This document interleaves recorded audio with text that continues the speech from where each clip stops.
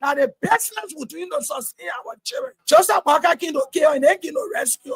When I say we should vote for our children future, they don't want our children future. They can damage our children future. If they love the citizen, if they don't want riot, police or soldier, nobody can stop us. Because now where we get our daily bread from? None of the broad men, they're not supporting children with a mother, with a husband, with everything in the home. That some of us will not educated at the business backing or some when they tap around us, they will pull. Some of us will not have our weapon. We're gonna medicine man was when you come into tell our market, we'll plan your eye, we will prepare you, Papa and signal will whistle on you because we fell out with that nonsense in their country. Yeah, you think I can rescue you? They want to kill or slaughter? I can't do that. So security, they keep me a police, they keep me around with seller police, they keep not get our awareness for now until the 7, they want to see you on the street. That's it, but you don't get nobody job facility. And on the street, the people from the federal office they can come by our son. And what people making in it, yeah,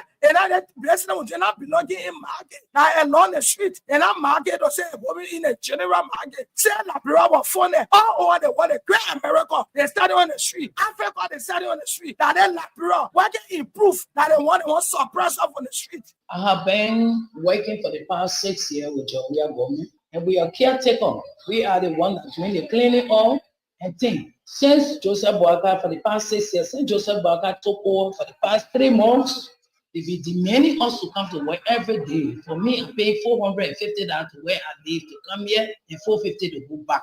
Every day they will take listing for oil and carry. But I was surprised yesterday, the minister called that he want to have a meeting with us. So we got there, Paulina came, and Paulina said there is no budget for us. She's not going to pay us, and she's putting us down. Maybe when she get money the 15th or next month, she will pay us. For everybody that work on a job, we are government, she will put everybody down, and that's what she did.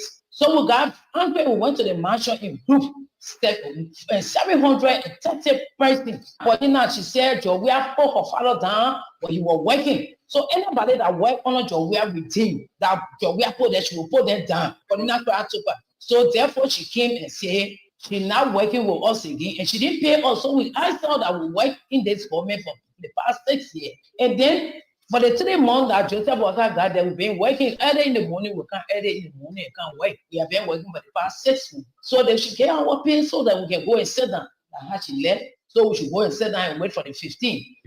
Oh, I would not know if it's wrong, but one thing that I was not able to accomplish that I wanted to accomplish was after the war, the Liberian people elected me, and in fact, the Liberian people elected me to unite the country. I was not able to get some of the other factional leaders to return to Liberia. I was not able to get 1 or 2 of the political leaders to return. And I think they helped to provoke the situation. I was able to do a whole lot. Strangely, the LPC, these were all warring factions, and all of the other warring factions, I was able to bring them into government. In fact, most of the combatants that fought for the government during the war were the combatants of the warring factions that fought against me. So I accomplished bringing them together. I accomplished making sure that the issue of tribalism went away in Liberia. But I mean, to a great extent, I think most Liberians now, if you went to Liberia and took a poll, they would say Mr. Taylor did his best. Any other regrets? The second regret is that I was never able to get the United States to understand me. I was never able to get them to work with me, which is so essential for Liberia. No president of Liberia, no president can make it successfully unless he is online with Washington. Now, I'm not the type of guy that you can pick up a telephone and command. I don't take that. I didn't take that from Washington. Then, even if I were elected president, I would not take it. I'm not that kind. I'm not a coward. But I do believe that a good working relationship is essential for any president of Liberia, or that president will fail. You know, I am for the fact. I know our government did well. We built roads, we did a lot of good things. But I'm saying that we could have done better. We could have done a lot better. With the first female president of Africa, she was the darling of the world. Whatever you do in life, you have good, better, and best. You have to admit, and the president herself will be the first to admit that there were a lot of things we could have accomplished that we didn't accomplish. And there were opportunities. One of those opportunities that I talk about is that we pay tuitions for students, for young people coming out of the war. We have been aggressive enough to put into place good vocational training, good programs. Would have dislodged most of those young people that followed here. Would have made them better youth for today. When Nancy Pelosi came here and said, Ellie, you lit the world with light Liberia, I will make up for the electricity here. There are things that we could have done better. The first 6 years, we did very well. But see, later on, there was a decline. There was a decline in many of the things that we could have done. So I'm just saying that we missed opportunities. And I have said it in cabinet when they used to talk about donor fatigue. Donor fatigue, one should always know that when you are bereaved and people go to sympathize with you, they're not going to be with you forever. Take advantage of the time there, make the maximum use. I'm filled with a profound sense of gratitude and humility. It has been an honor and a privilege to serve as your president and commander-in-chief for the past 6 years. Together, in 2018, we embarked on a journey to build a united, peaceful, and prosperous Liberia. And I am deeply thankful for the trust and support you have bestowed upon me and my administration during my tenure. As we navigate the complexity of governance, your partnership was instrumental in the development and implementation of policies and programs that aim to bring progress and development to our great nation. Reflecting on the accomplishment of these 6 years, let me tell you that I am proud of what we have achieved together. We have built roads, supported free wires and free tuition at high schools and public universities, stabilized the macroeconomic challenges we face in 2018, built hundreds of pro-poor housing units, and achieved on so many fronts that we are able to list here today. However, I acknowledge that there is always room for improvement, and perhaps more could have been done under different circumstances. Regrettably, some of the long-term projects we initiated did not reach completion during my tenure. I am hopeful that the incoming administration will carry the torch forward and bring these initiatives to fruition for the benefit of all Liberians. Fellow compatriots, rumors, and misinformation have played a large part in our politics over the last 6 years. It is my hope we as a country will overcome this challenge over the next 6 years. To begin this, we must start with the facts of the transition. I must report to you that we are leaving behind a better economy than we inherited. Today, President-elect Joseph Nima Bouaka will inherit a stronger economy than I inherited. There is a bigger net international reserve.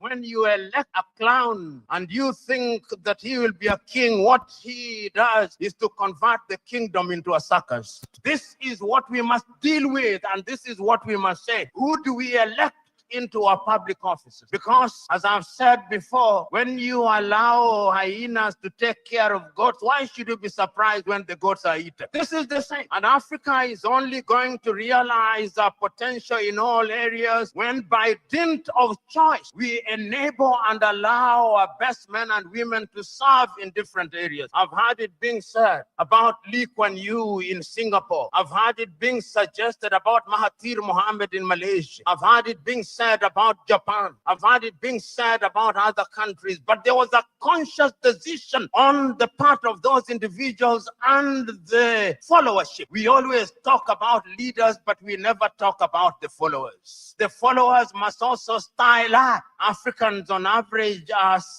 for some reason attracted to thieves. Africans are for some reason attracted to men and women who cannot serve her. And when they are not served, then they complain. When Africans are told, choose you now whom we shall release, Jesus of Nazareth or Barabbas, they say, release Barabbas. And when Barabbas behaves like Barabbas, they say, why are you not behaving like Christ? It cannot be done. In May of 2001, signed a second of two executive orders, number 13213, Defense Exhibit D310, in which it was stated, and I quote, the government of Liberia's complicity in the RUF's illicit trade in diamonds and its other forms of support for the RUF are direct challenges to the United States foreign policy objectives in the region, as well as the rule-based international order that is critical to the peace and prosperity of the United States. Therefore, I find these actions by the government of Liberia contribute to the unusual and extraordinary threat to the foreign policy of the United States described in Executive Order 13194, with respect to which the President declared a national emergency.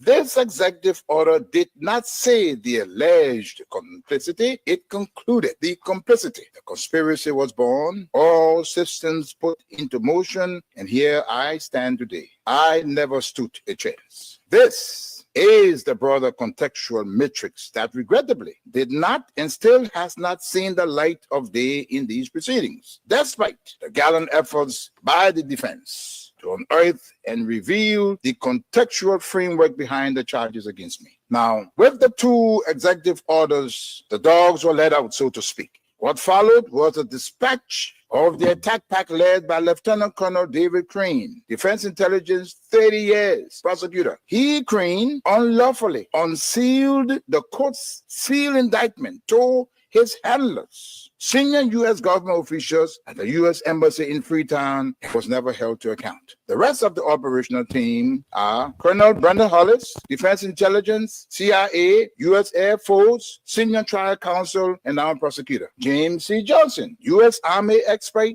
20 years on conventional and special operations, Chief of Prosecutions for the SCSL. Alan White, 30 years, Defense Intelligence, recalled from retirement to head up investigations at the Special Court of Sierra Leone. Stephen J. Rapp came on board as chief prosecutor for a short time of experience from Capitol Hill, where he served with the U.S. Senate Judiciary Committee sometime before. It came as no surprise to me that as a reward of sorts for Stephen Rapp's diligence in the execution of U.S. foreign policy objectives through these ad hoc tribunals, he was appointed U.S. Ambassador at Large for War Crimes issues. In support of the contextual framework of politics, on February 8, 2006, Lieutenant Colonel David Crane, prosecutor, appeared before a U.S. Congress Subcommittee on Africa, Defense Exhibit D404, and spelled out in clear terms the decision taken in support of regime change in Liberia and what needed to happen to solidify that process. There was little mention, if any, in his testimony about Sierra Leone. And here is what he said. I posit that 5 years from now, when the international community is challenged by other crises, Taylor in Calabar, under the protection of Nigeria, will make his move. We will wake up one morning and watch on CNN as Taylor rides triumphantly down the main street in Monrovia to the executive mansion, daring all of us to come and get him. Unless he is handed over to the special court for Sierra Leone, this scenario is not out of the realm of possibilities. He then asked, how do we assure Liberia's future? And he answers that. Ultimately, he says, what we do about Taylor in the next several weeks will determine the fate of Liberia and the new administration of its president, Ellen Johnson Sirleaf. Crane then sets out several plans, two of which I'll state here. He said, first, hand Charles Taylor over to the special court for Sierra Leone for a fair trial, his kind of trial. This takes him out of the local and regional dynamics that is West Africa. Second, tie any financial and political support to good governance in Liberia. Time does not permit, but the exhibits are present. Not even the Nigerian nation was spared from threats and intimidation, as explained by Fani Kayode, press secretary to President Obasanjo, the Nigerian head of state, who was with him in Washington when President George W. Bush promised, and I quote, to bring Nigeria to its knees if Taylor was not turned over to the special court. And what happened? Obasanjo buckled and capitulated. Now, this demonstrates the significant pressure that was brought to bear on President Obasanjo, irrespective of his personal and leadership obligations to the West African sub-region. And therein lies the dilemma for current African heads of state and government, but how to enter into binding commitments and obligations with the African pairs and remain steadfast, resolute, and unyielding in their fidelity to those agreements in the face of such unrelenting and punishing pressure from powerful Western leaders. My people, where you at? Where you at? Working for your stomach. Stop slipping. Whip your hands, whip your hands, whip your hands, whip your. Come on, come on, come on. I know y'all sleeping now. Y'all gotta whip us some more, yeah? Okay, let's go. The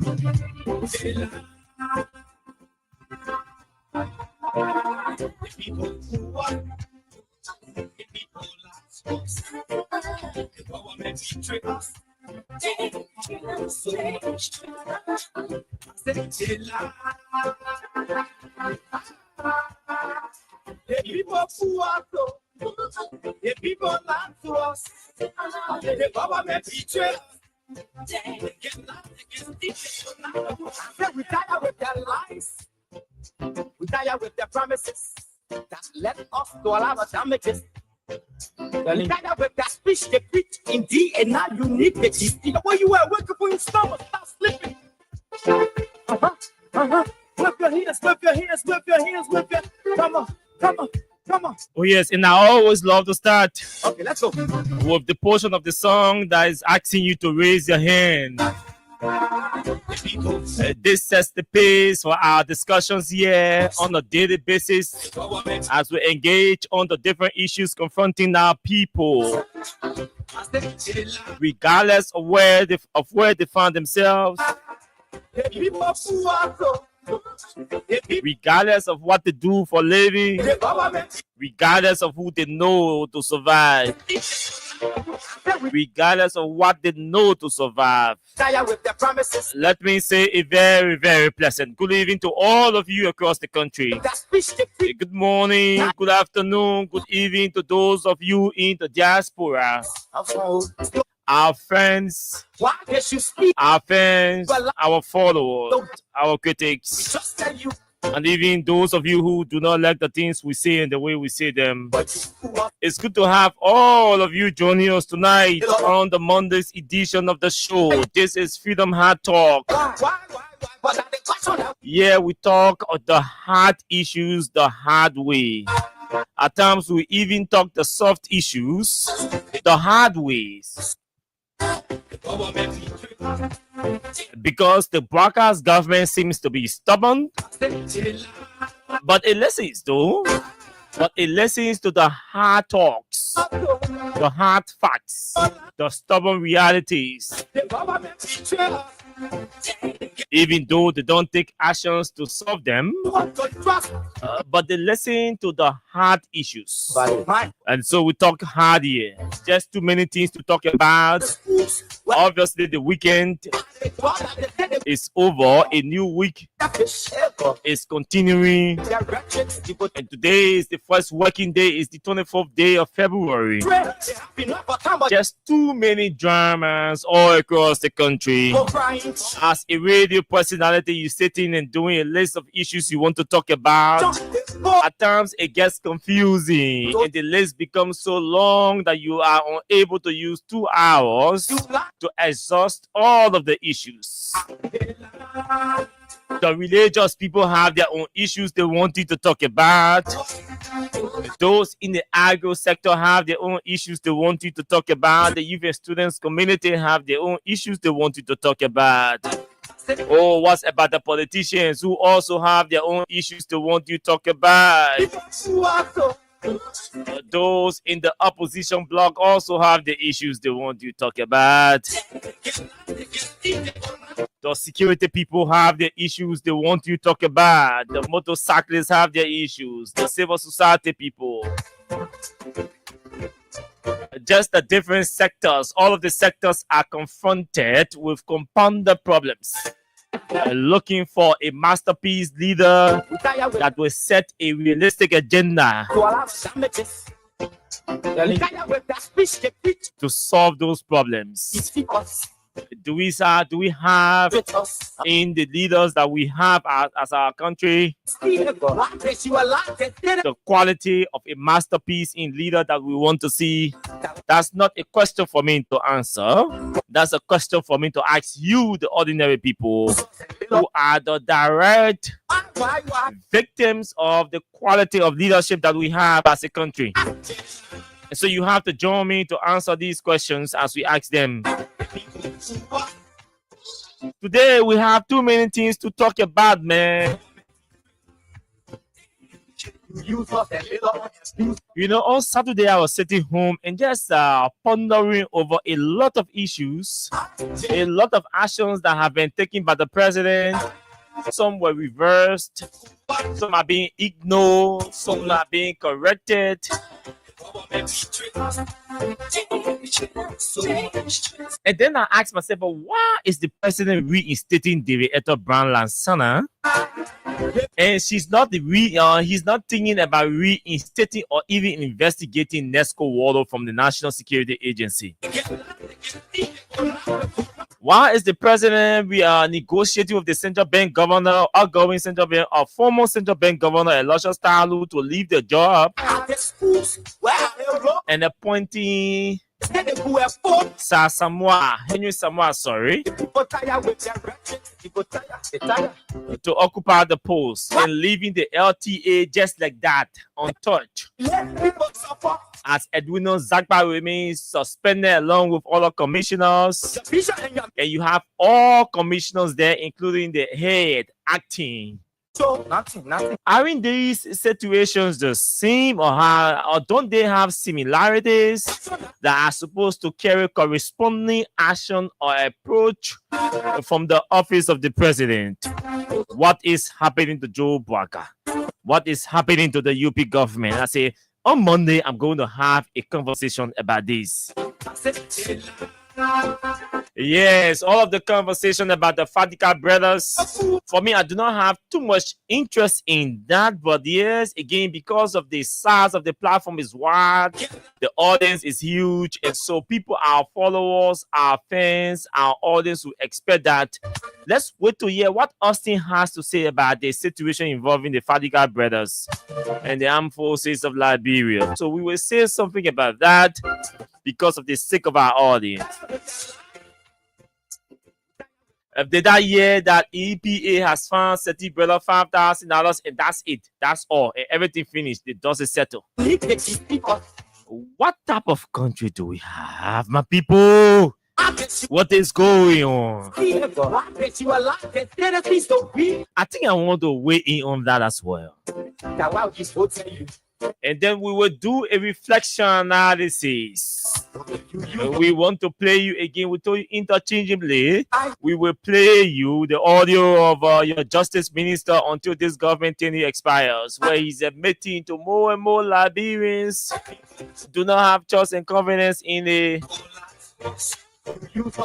justice system, and that's why they continue to take the laws in their own hands, weigh in on the situation that is transpiring between the government of Liberia, the Liberia National Police, and the motorcyclists. A former CDC chairman, Moba Molu, has written again an interesting piece.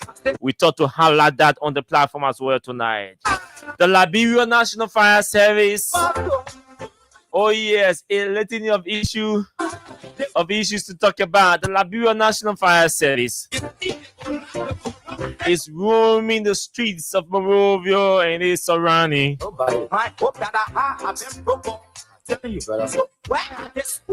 randomly arresting, sieging, or impounding gasoline and other explosive materials that are being sold in the main streets of Monrovia and its surrounding communities.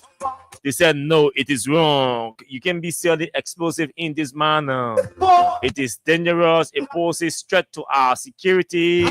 It poses stress to lives and properties.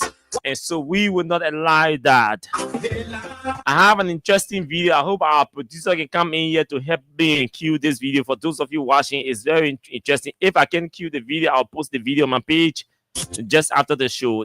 A video displaying a situation where a group of fire service officers are going to enforce an arrest. They're on their random tour,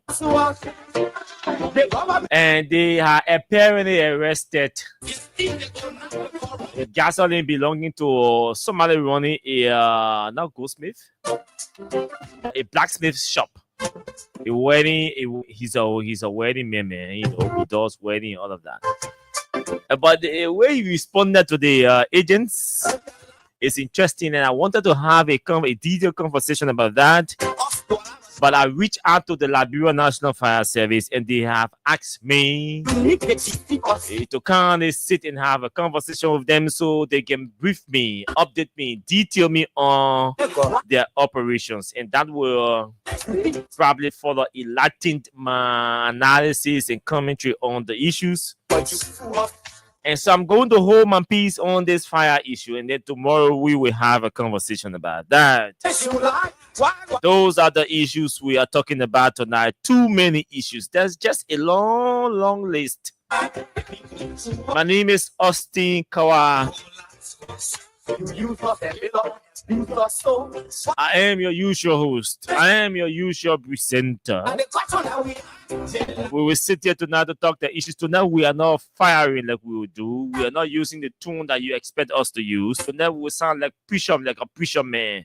We want to preach because we have been told reliably that Joe Braga has decided to start listening to radio, and that he has set up an infrastructure that will have him listen from his home and from the executive mansion and all of that, and we have his e-mansion people as well listen.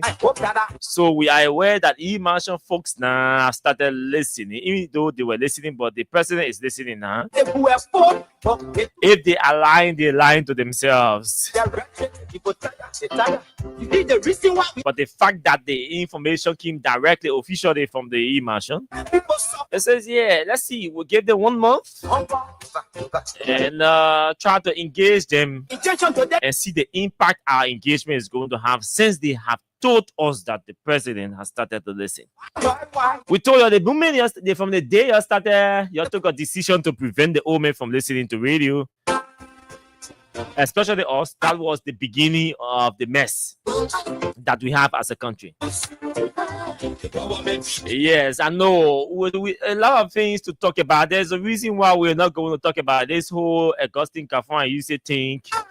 But don't worry, it's going to form part of our discussion tomorrow.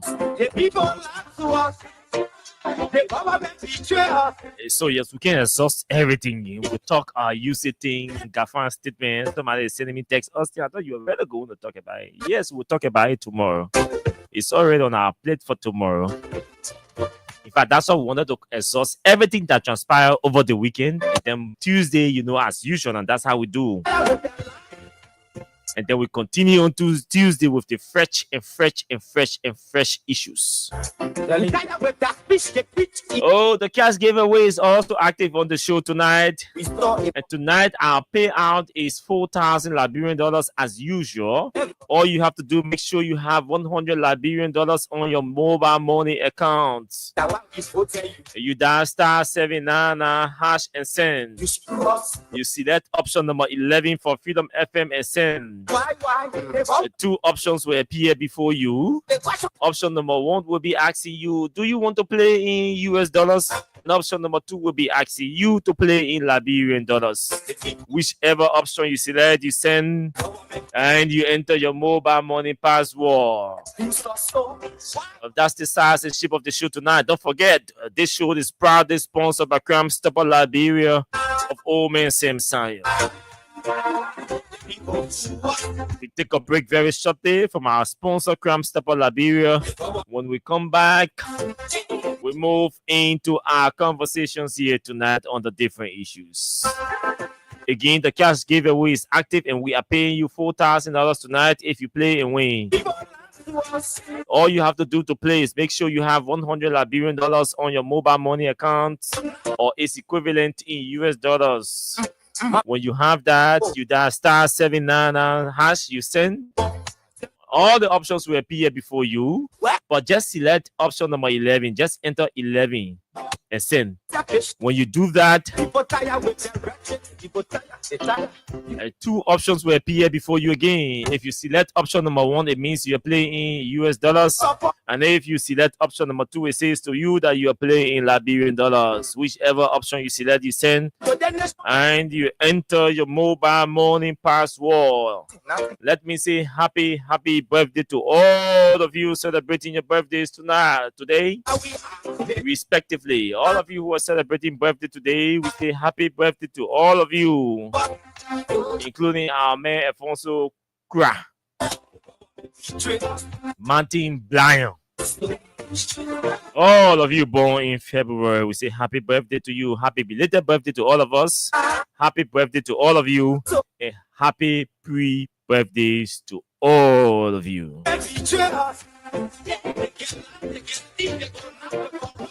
This break from Crime Stopper Liberia.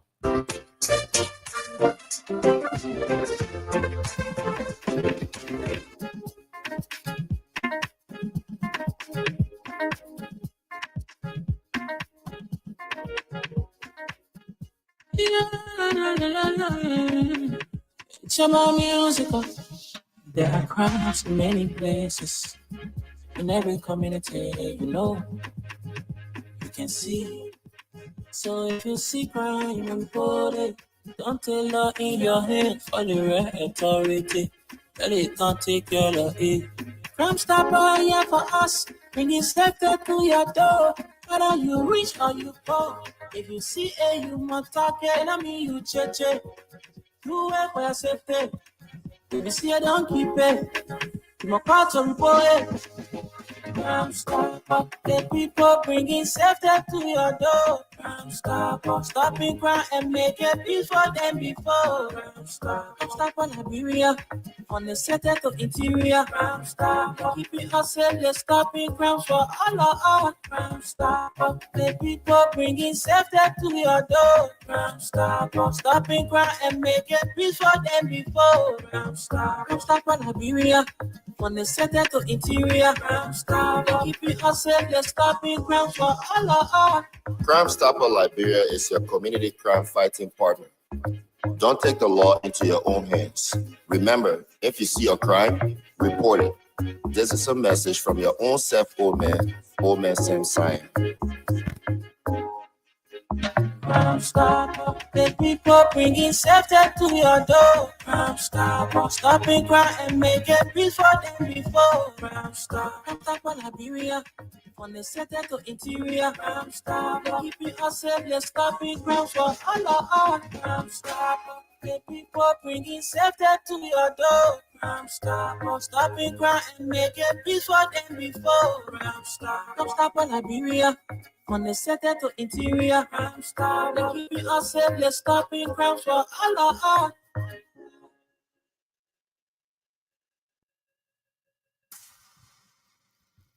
Okay, thank you so much, Omen Sam Sion, for the sponsorship. Let's welcome all of you who've joined us tonight to the show, beginning with our man Alaska Pay from India. But Alaska, you have to chat in detail about that link you sent me, please. So after the show, let's chat in detail about the link, please. Prosperity, Derek Yoki from the UAE. There, he's in Abu Dhabi. Phoenicia's Junior Bar from District 16, CDC Success Pape Keita, Victoria Badio, they're all following tonight. Asata Miller is following tonight. From Soul Clinic, Abu Bakr Sharif from Vitan, Arnold Taylor from Michigan.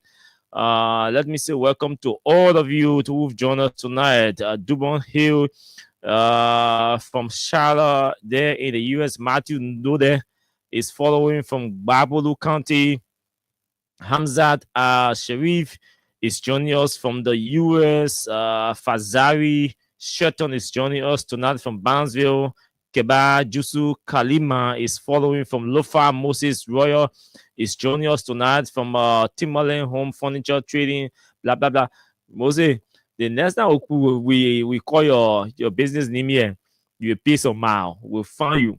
You got a free advertisement doing for a bit. Remember, you won't advertise, you come here, advertise with us. So we are open to doing business with you. The show is looking for partnership, and all of that. So come on, that partner, let's start business, Moses. Yasa Sharif is joining us tonight as well. Testimony, Janjik Bisi is following from Fender. Daniel Kolba is also following tonight. Agatha Glasgow from Tinkers Village. I wrote Mary Tooley from New Georgia Estate. Abdullah Dule is joining tonight from Zozo. Juji Wonwe is following from Johnsonville.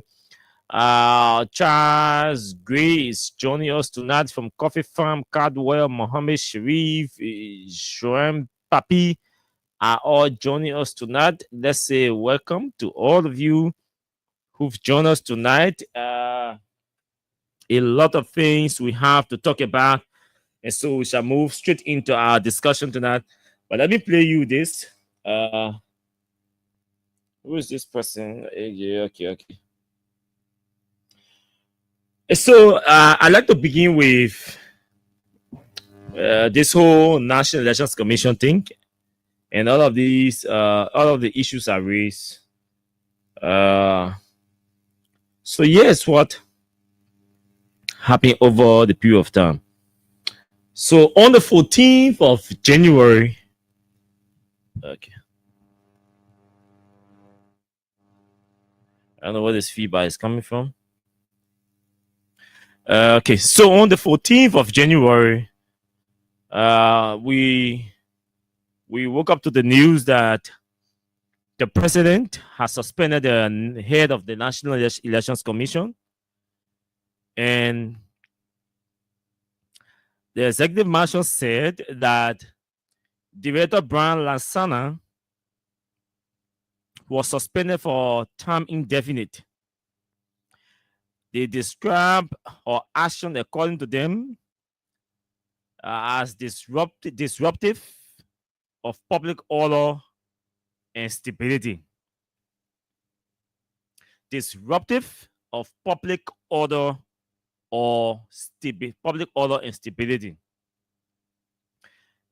According to the executive marshal, they said that her suspension follows an investigation into her action or her decision and all of that led to the protest by aggrieved workers of the National Elections Commission. That's what they said. The workers have protested some administrative decisions that were taken by the head of NEC, allegedly or reportedly taken by the head of NEC, and other commissioners claimed that they were not in the know. Other members of the board of commissioners claimed that they were not in the know of Madame Director Brown Lansana's decision to suspend those NEC employees. Because they were suspended and they decided to protest and their protest action was deemed by the executive mansion as disruptive and undermining, disruptive, of public order and stability. So they suspended her. According to them, they know that they made reference to the code of conduct, the elections law. Sorry, they made reference to the election law 2.1 and 2.10, 2.1 and 2.10 of the 1986, the new election law of 1986. And according to them, they quoted all the thing. Yeah, the board of authority as the board of commission. Sorry, as it should be a collective body, and no one person can or should take decision without the other person or not, or the majority granting it acquiescence and all of that. So they did an investigation according to E-Marshal, and the investigation found that Madame Lassana may not have or did not do proper consultation, or she may not have consulted, or she may not have sought the acquiescence of the majority members or the other members of the Board of Commissioners. So they deemed the action unilateral. They suspended her. That was on the 14th of January. Today is the 24th of February, so it's been 1 month over. But on the weekend, the president announced that Madame Brown Lassana's suspension was being lifted. Shocking it to many persons. And so, on the 19th, the E-Marshal also issued this.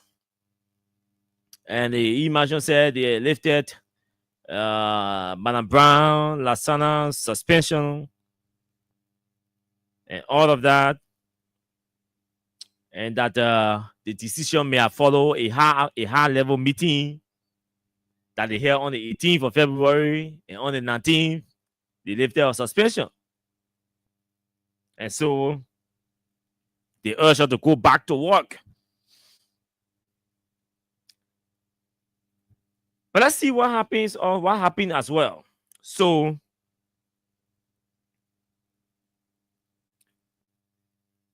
let's go to our reflection. The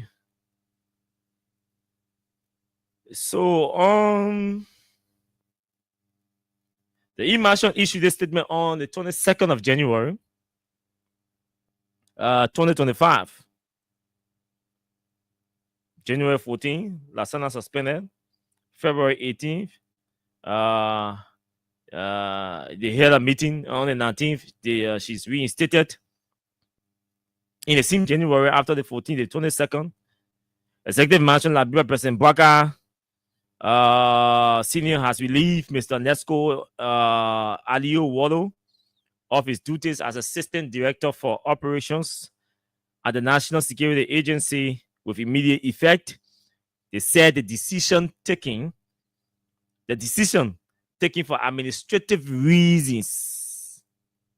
They say he not steal nobody money, he not spoil anybody car, he not cost anybody, he not cost anybody man. He was not ineffective on his job. He didn't disrespect his bosses. He didn't go to work. He didn't breach any rule, any code of conduct, anything, nothing. They didn't say it. They say administrative reasons.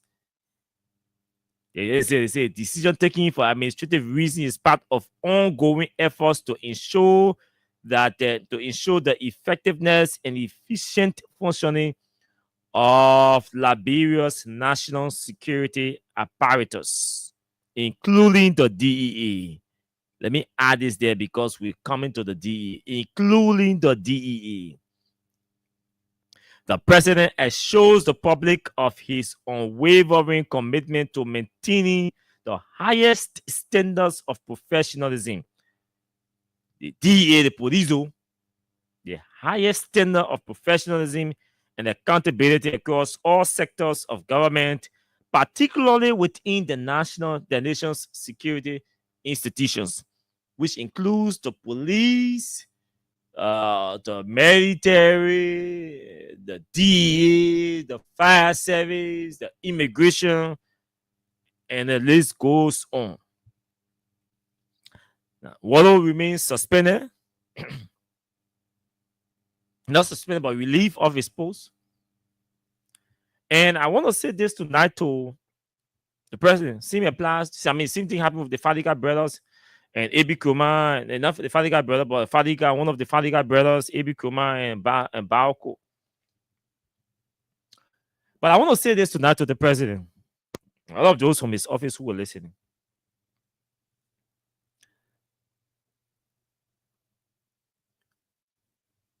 Law and order is essentially important for any decent society. Nobody, regardless of his or her political opinion, whether it favors you or not, but nobody is supposed to kick against or go against an action that seeks to instill law and order. Because when the society is disorder as a result of its leaders, that society is doomed for failures on all fronts and at all or every level. Now, but when the president or the head of the country, when the president's actions seem to, when the president's action seems selective,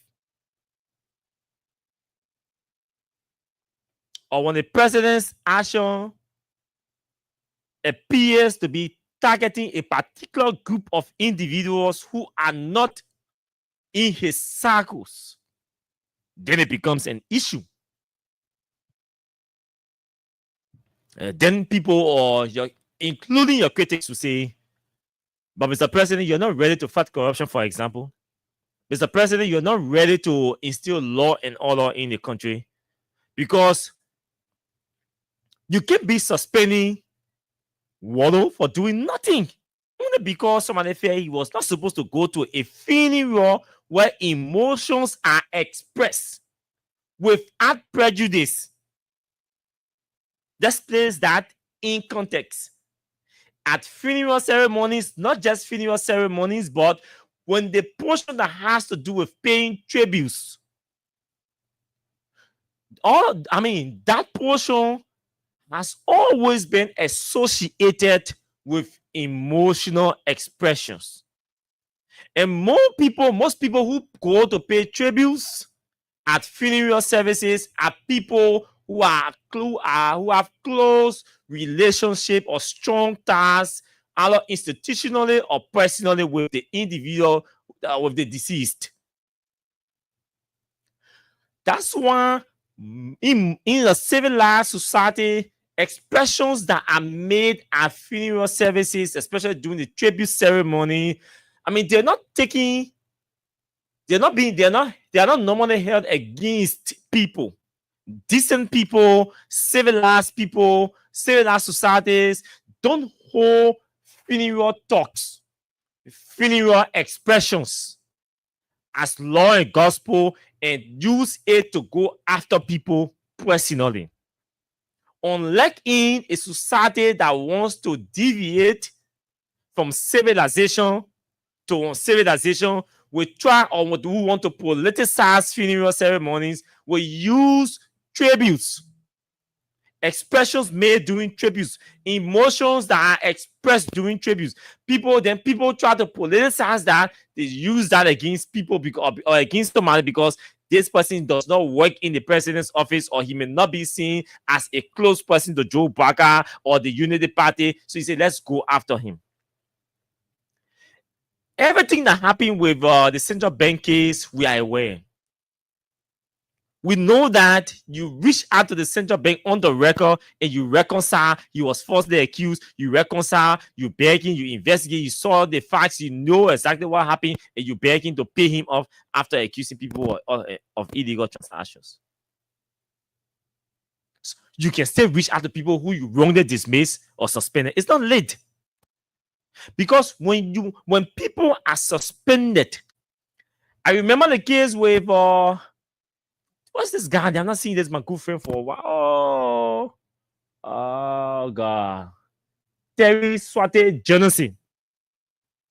He said, hey, the thing between me and Jeremiah Slonte, Madam President, you dismiss me as a system minister post because you heard only the side of the minister, which I don't blame you for. That is sad. I don't have access to you. The minister has unhindered access to you. But just give me a chance to be heard. Even if I can sit with you, let me sit with a designated person and explain my side. And you investigate based on what the minister told you and what I have said. You see, in decent governance system, these things are necessary. Hasty dismissal. The only thing that people can easily accept, you don't hear hasty dismissals in civilized countries or societies. You hear people resigning. You will regularly hear people resigning from their jobs under allegation and different things. But in the case where you heard something about somebody and you want to take an action against the person, either you suspend the person on the job for time indefinite, like you did with the net case and all of that, and subject the person to an administrative or criminal investigation to establish firstly what may have gone wrong. It's always good as a responsible leader to hear two sides before acting, because somebody may just mislead you, and your action or your decision may just be regrettable, or you may start regretting your decision after the decision has been taken. But in this case, our laws gave you the power, the authority to appoint. And I remember that Swate Genesis for the case, he was investigated, he went through all of the processes and everything, and he returned the government. President Salif reappointed him because he was reappointed at the Ministry of Foreign Affairs. Yes, he was reappointed. President Salif investigated and said, let me hear this young man. And when she realized that this thing was just personal between Minister Solonde, then at the Ministry of Post, versus Swate Genesis, who was then assistant minister to him, she said, okay, the young man has a point. I will send him back. I will give him a second chance. And President Salif reappointed Swate Genesis at the Ministry of Foreign Affairs. And he went there, he served. No minister there ever complained about him being rude or being indecent. They wouldn't will tell you they remember in there arguing. They remember he won't be talking all day. Get beat. That kind of that. Oh, nobody will tell you rude and everything indiscipline. She didn't receive complaint from any minister of foreign affairs till her tenure expired. Okay, so Joe Barker, you can do the same thing. Young people's reputations, their integrities are tied to public service when they come to public service. To just dismiss somebody just like that. Young people, where do they go to get a job from? You go to one corporate entity to go and work. If nobody knows you there and you just want to go and apply as a professional person to provide security consultancy to that place, nobody wants to trust you because the president has dismissed you. So you can work anywhere. But if you just hear him, but we're really happy with the Borkis. I wonder what happened. So the only thing he did, because he went, because the tribute, is there nothing else besides the tribute? Yeah, but no, man. These are young people, their experience will be high. Let's give me a chance again. That feeling, the man spent more than 14 years. All of Prince Johnson, 19 years in public service. This young man spent up to 14, 15 years with him. What do you expect? Let the man go and do his job. Let the man go and do his job. That's how at times mature or experienced leaders who make decisions. That's how mature or experienced leaders who think. That's how they will rationalize before making decisions. Again, when people start to question the 40, the 42, or 45 years experience of the president, some of them may be having reason, justifiable reason, because their questioning of your decision is based on their questioning of your experience or capacity is largely based on the decisions that you are making as the president. So it says two things. Either you are not in charge and you do not know that you are not in charge, or you are in charge and you are listening to gossip and not premising your decision on facts or first-hand information, which is wrong. That should not be in an e-marshal. So I think Wallo deserves a second chance. Now, this thing with these Fadiga brothers and the AFL, all of them are hard, not harsh, because we still have. All of them have a huge link with the Mediterranean. And I will not say how. What transpired that night with the AFL officer and those two Fadiga brothers? For me, Mr. President, and the government, let me see the time, it's 4 minutes to 9 o'clock. Have you heard anything about, if any of you received or heard or see, if any of you have seen any statement from the DA, please share with me. But up to the time I came on the radio, I had not seen any statement from the DA. The military is directly accusing DEA officers wearing arms and taking instruction from a former or from two civilians. Let me repeat. The military wrote the longest press statement ever in the history of the military. I've spoken with two former press and public affairs people in the military who are still alive. They said all their experience, they have never seen such a long release to come from the military, detailing an incident that transpired involving one of their men. So I can safely see.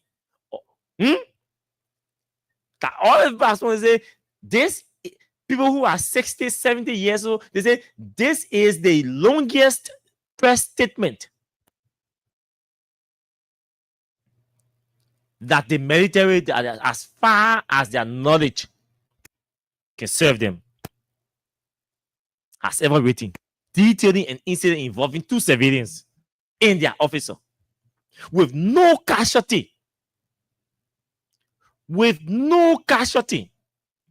Now, I don't want the Fadiga brothers to think that there was no casualty because the AFL officers who came from the military police who went there to observe the situation and help to neutralize some of the threats against one of their men. No, they did not react, not because they recognized that you guys were Fadiga brothers. If any man woman within your circle is telling you that those guys did not react because they recognize or identify you to be Fadiga brothers, they erase that from your mind.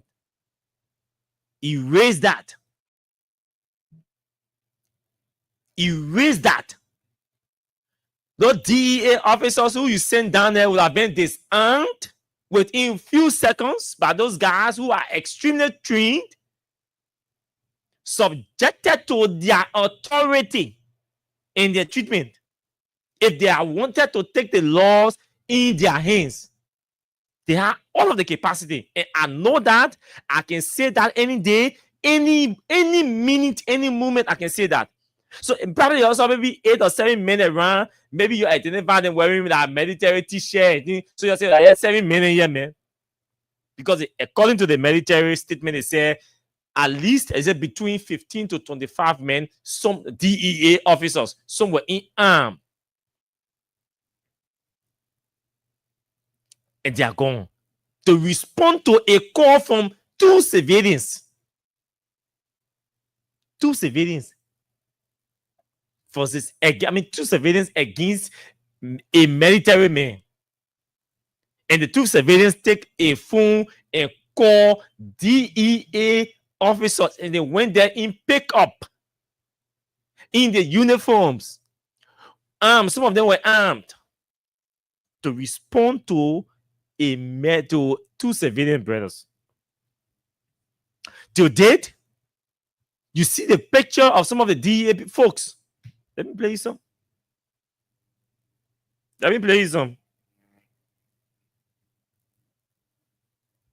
This country, at times we have to manage our anger because we might just say some things that we just, but we have to manage our anger and exercise some tolerance at times, and just focus on the real issues. But I'm so sorry for all of you. We depriving you, but I'm sure some of you have watched the video. If some of you have not watched the video, then maybe I'll just have tried to repost on my page so you can see it. There's no audio in the video, so no need of me playing it anyway. No need of me playing. I'll just post it on my page. But you will see a fellow there with helmet, like a motorcyclist, extremely angry, and very close to the Fadiga brothers. I think the audio came out. Let me play this so you hear him.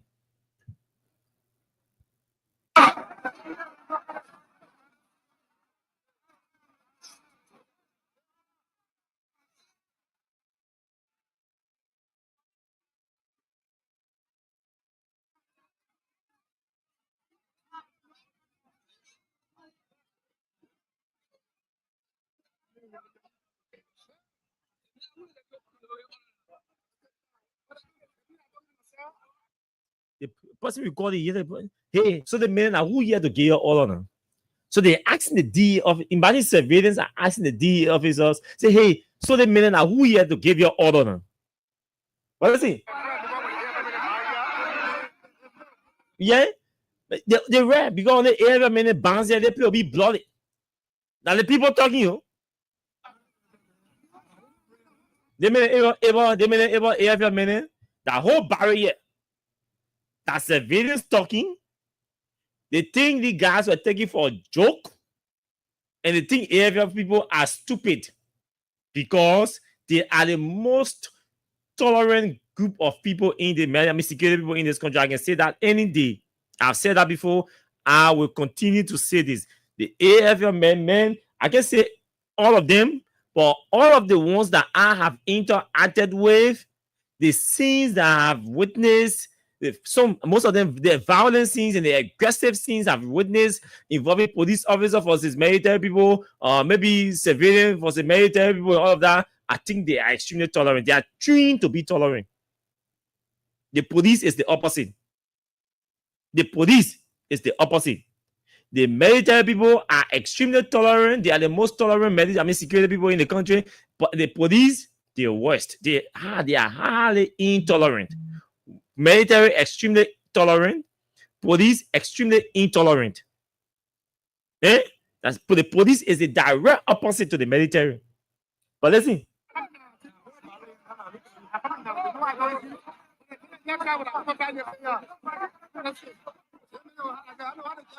Yeah, when the manager came come down in the player, these two men they were hard at set. And the man, this guy is saying this thing right in the face of Fadiga, one of the Fadiga brothers. He's not hiding it from him. He's not hiding his thoughts.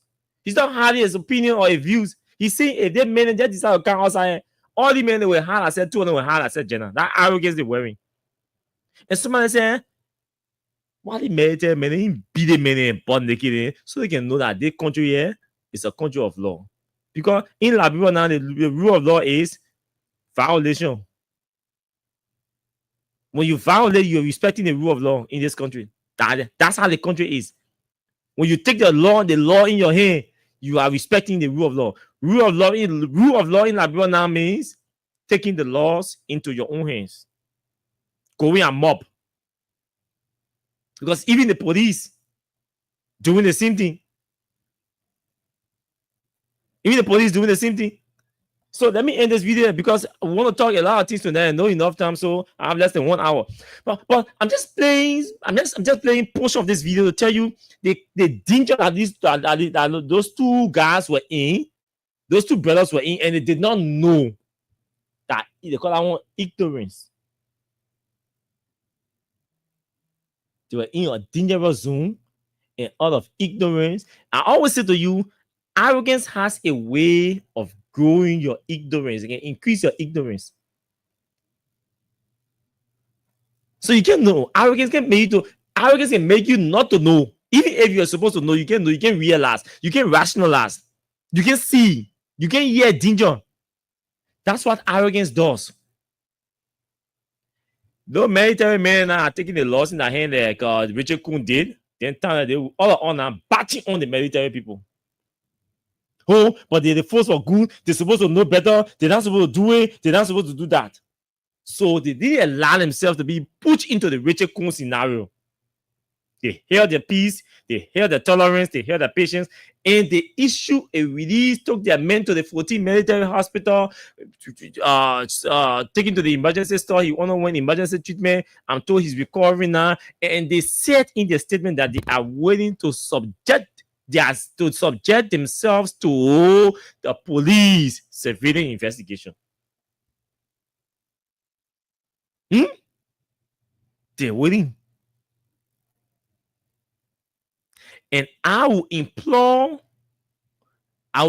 tonight the majority of the military and ask them to pursue this thing to a logical end. They did. Look, let me say this. I don't know who's advancing Joe Baka. I don't even know whether the minister, I'm told today, the Minister of Justice and the Minister of Information normally per protocol. I know that one from Eddie and I know that from President Weah. The Minister of Justice and the Minister of Information have unhindered access to the president, and they meet the president every Monday to brief the president and also hear from the president every Monday. So let's wait tomorrow and see what will be the action of the government, because it happened on the weekend. And assume me,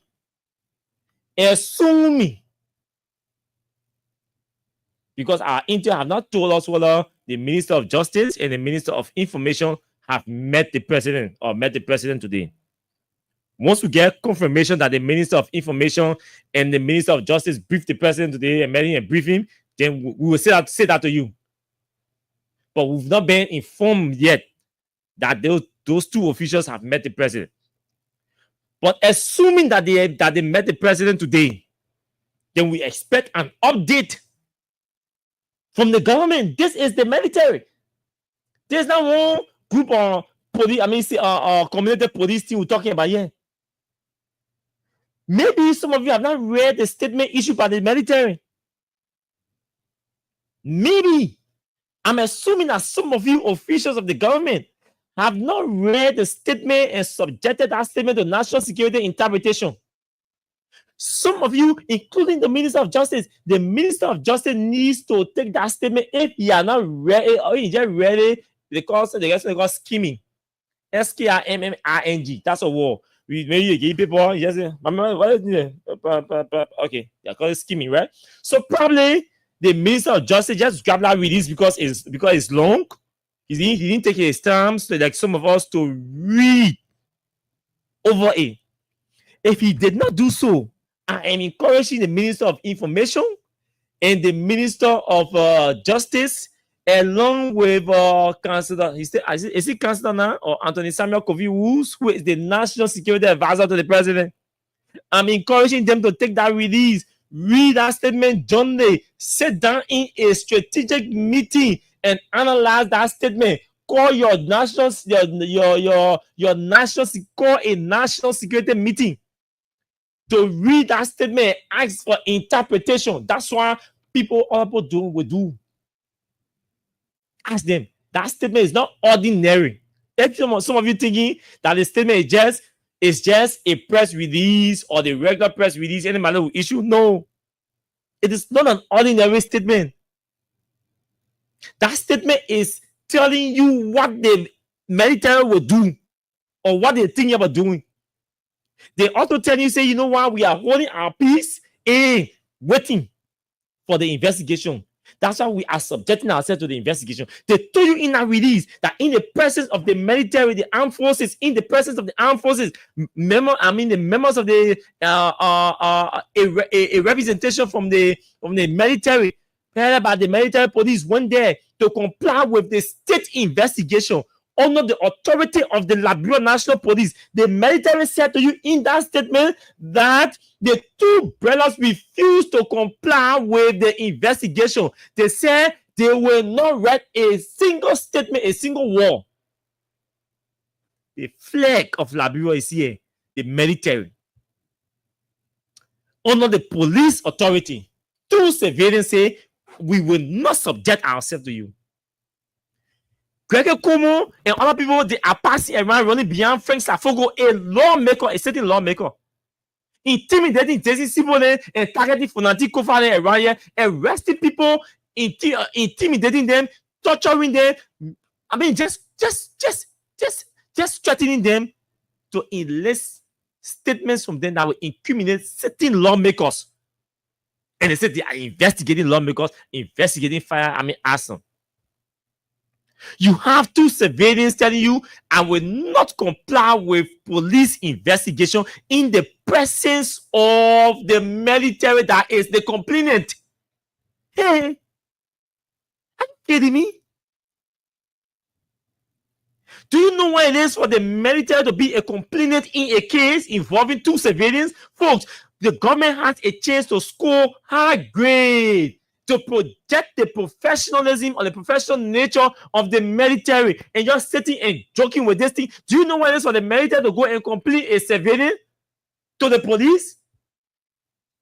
For the military to go and complain a civilian or two civilian brothers to the police and say we will subject ourselves to investigation, we will reformulate our complaint. The victims wrote.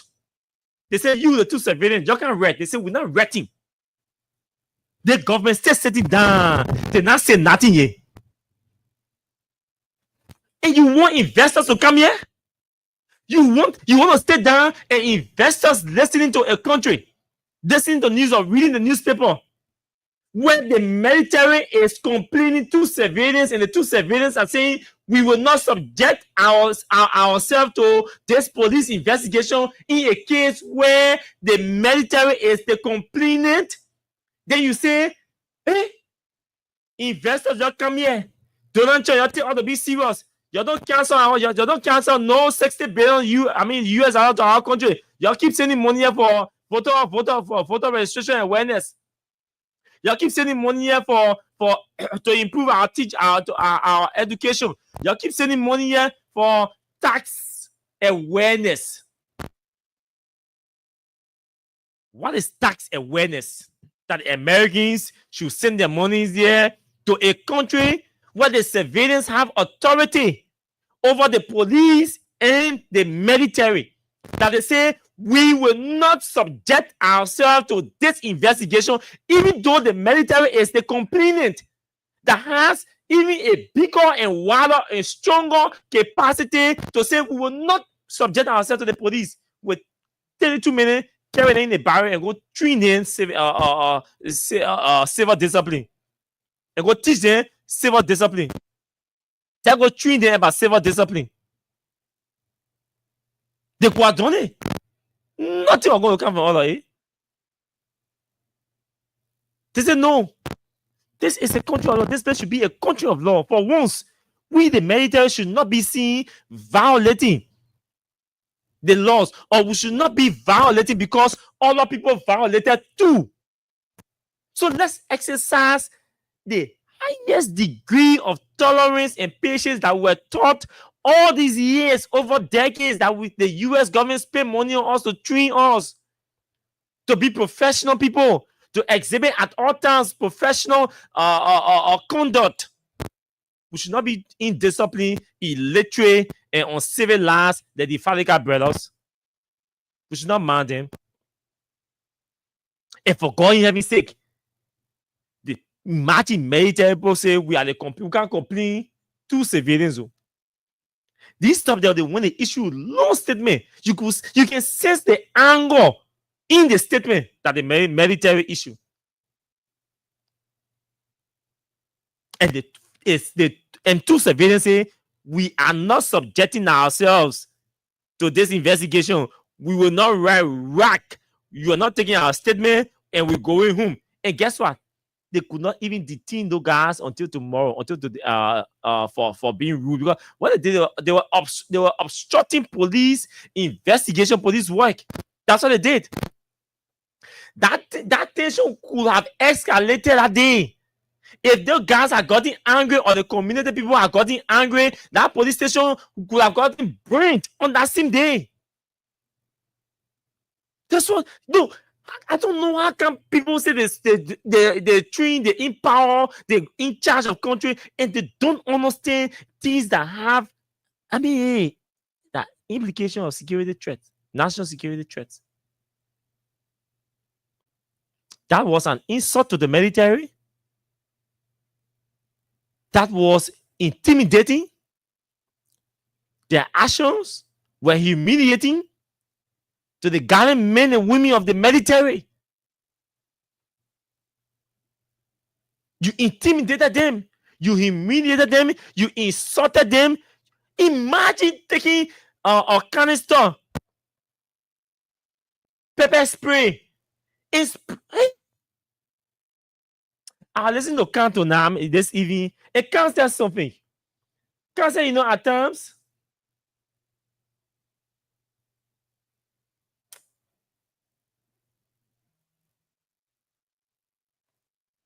Can't say.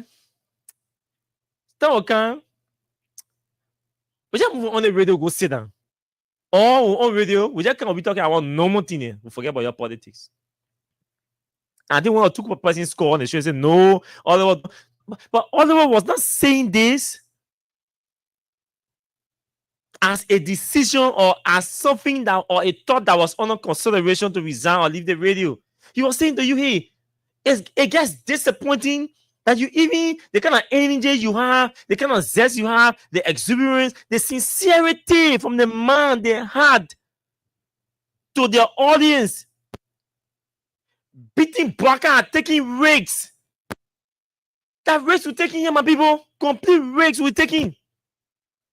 You can't sit down here in the night and chastising Baka and his government when the people who are perpetrating the mayhem, the wrong things, the wrongdoings, they are the ones in power. They can give instructions to anybody to tell you, kill you, and do anything to you. Nothing will come from all of it. And we are making these kinds of sacrifices just to ensure that our society gets better. And when you sit down and see that the military is being humiliated in this form and manner by two civilians, and the police cannot do anything, nobody is able to contain them or confine them to their authority, it gets disappointing. But on the other side, you see the same police people who are unable to confine two civilians, the Fadiga brothers. You see them using arms to chase protesters, people protesting for their livelihoods, university students protesting for good learning environment. The teachers are not going to classrooms. They say we're coming to protest for teachers to come and teach us. And you see police using excessive force against young, exuberant protesting students, university students, but they cannot exercise or divert that energy to two civilians against the military. And they all sat there, two civilians, disrespected the military, humiliated them, insulted them. Look, you take pepper spray a military. Let's forget about the men being a military, man. What was the situation that may have provoked the Fadiga brothers to pepper spray a civilian, assuming that the driver in the vehicle was just an ordinary taxi driver? The man is sitting in his car. He did not even get down to talk to them. He's sitting in the car. They walk to the car because they are demanding him to yield the right of way.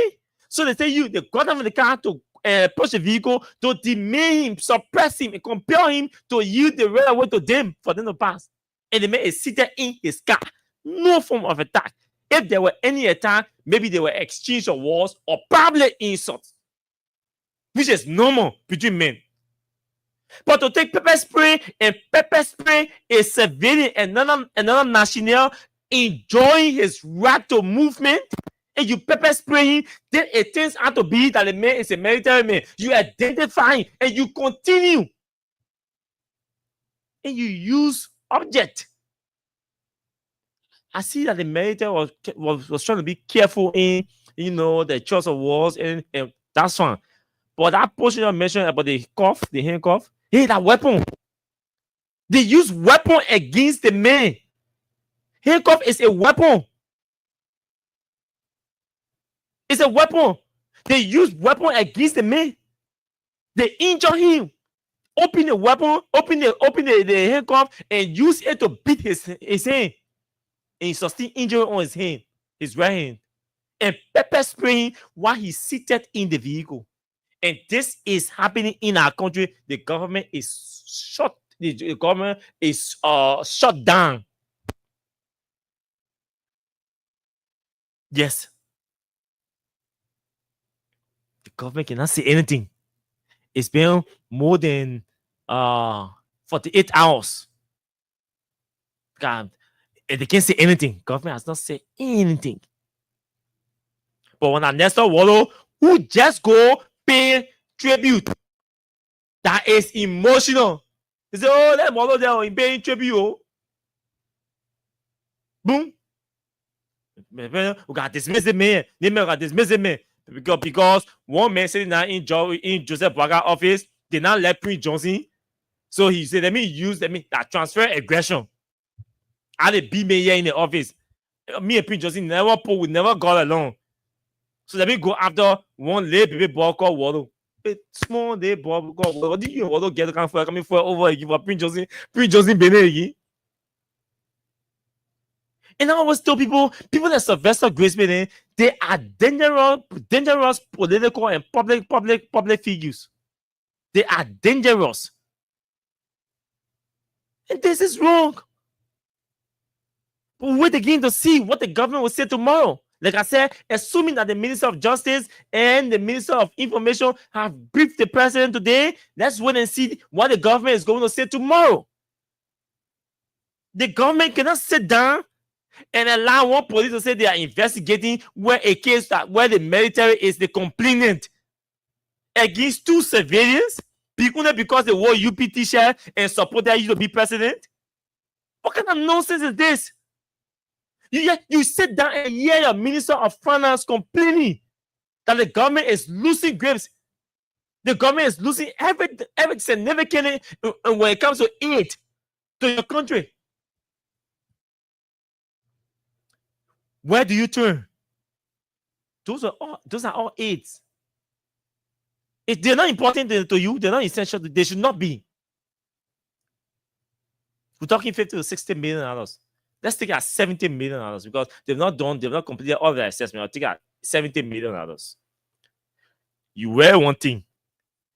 I will sit there and tell you Liberia is not bigger than 70 million. Liberia can identify 70 million to raise. Liberia can identify 70 million to raise and cover up.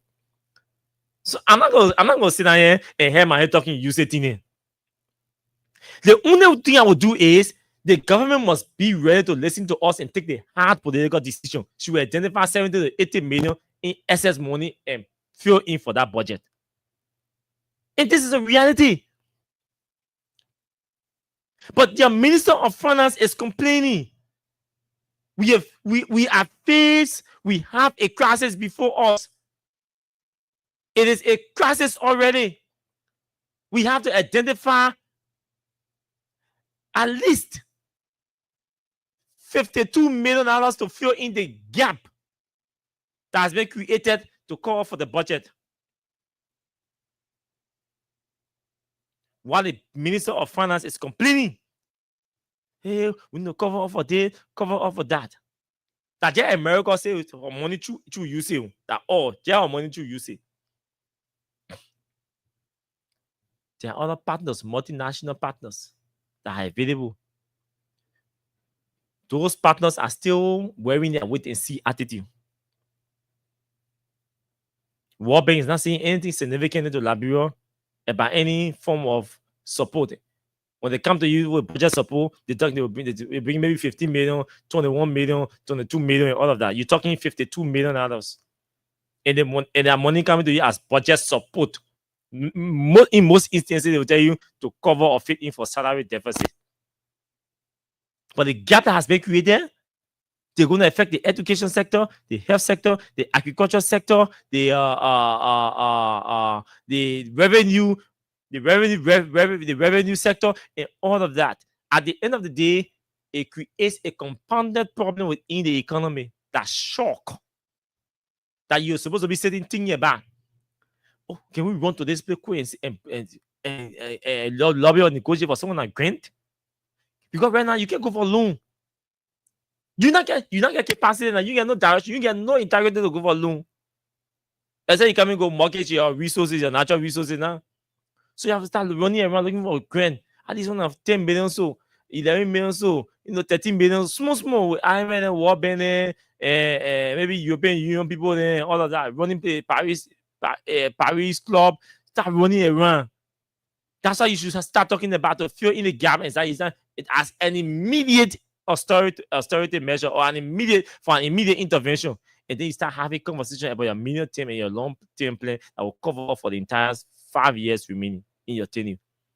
But what kind of message will you take to the Paris Club?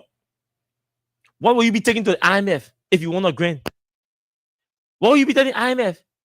That over 88% of our budget is spent on recurring expenses, recurring costs, and you think the IMF will take that money and give it to you to come buy station for you to go read letter and do invoice to go steal money? They will not do it. They will not do it. They will not give you grant to go buy station or go buy gas or buy scratch to give to corrupt officials that grace the Sylvester Grace building. They will not do it. So they will hold on to their money.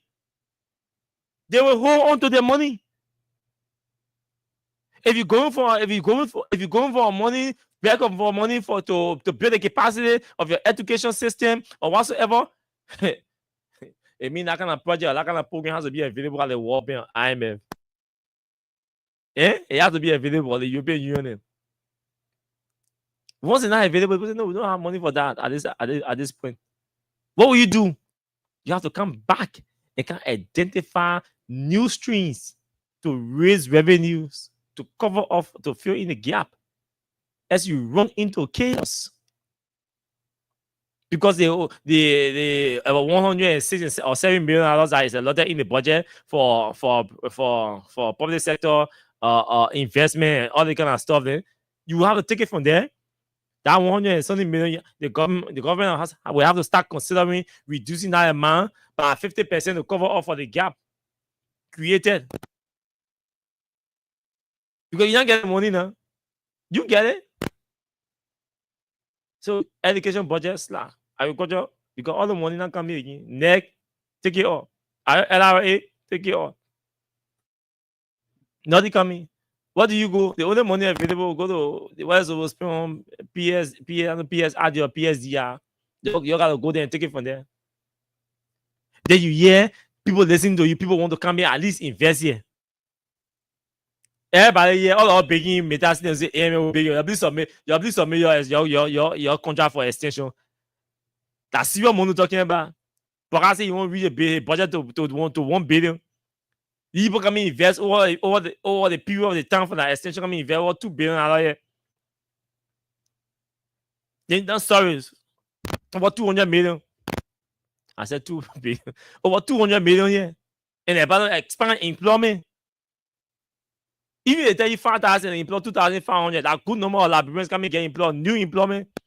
That one left with the government to do the tracking and establish whether it is true that they employ 2,500 persons within the period of the extension. These are the conversations that we should be having as if we were a serious people in government. But we're not serious people in government. Everybody wants to steal. Everybody wants to be rude and lawless.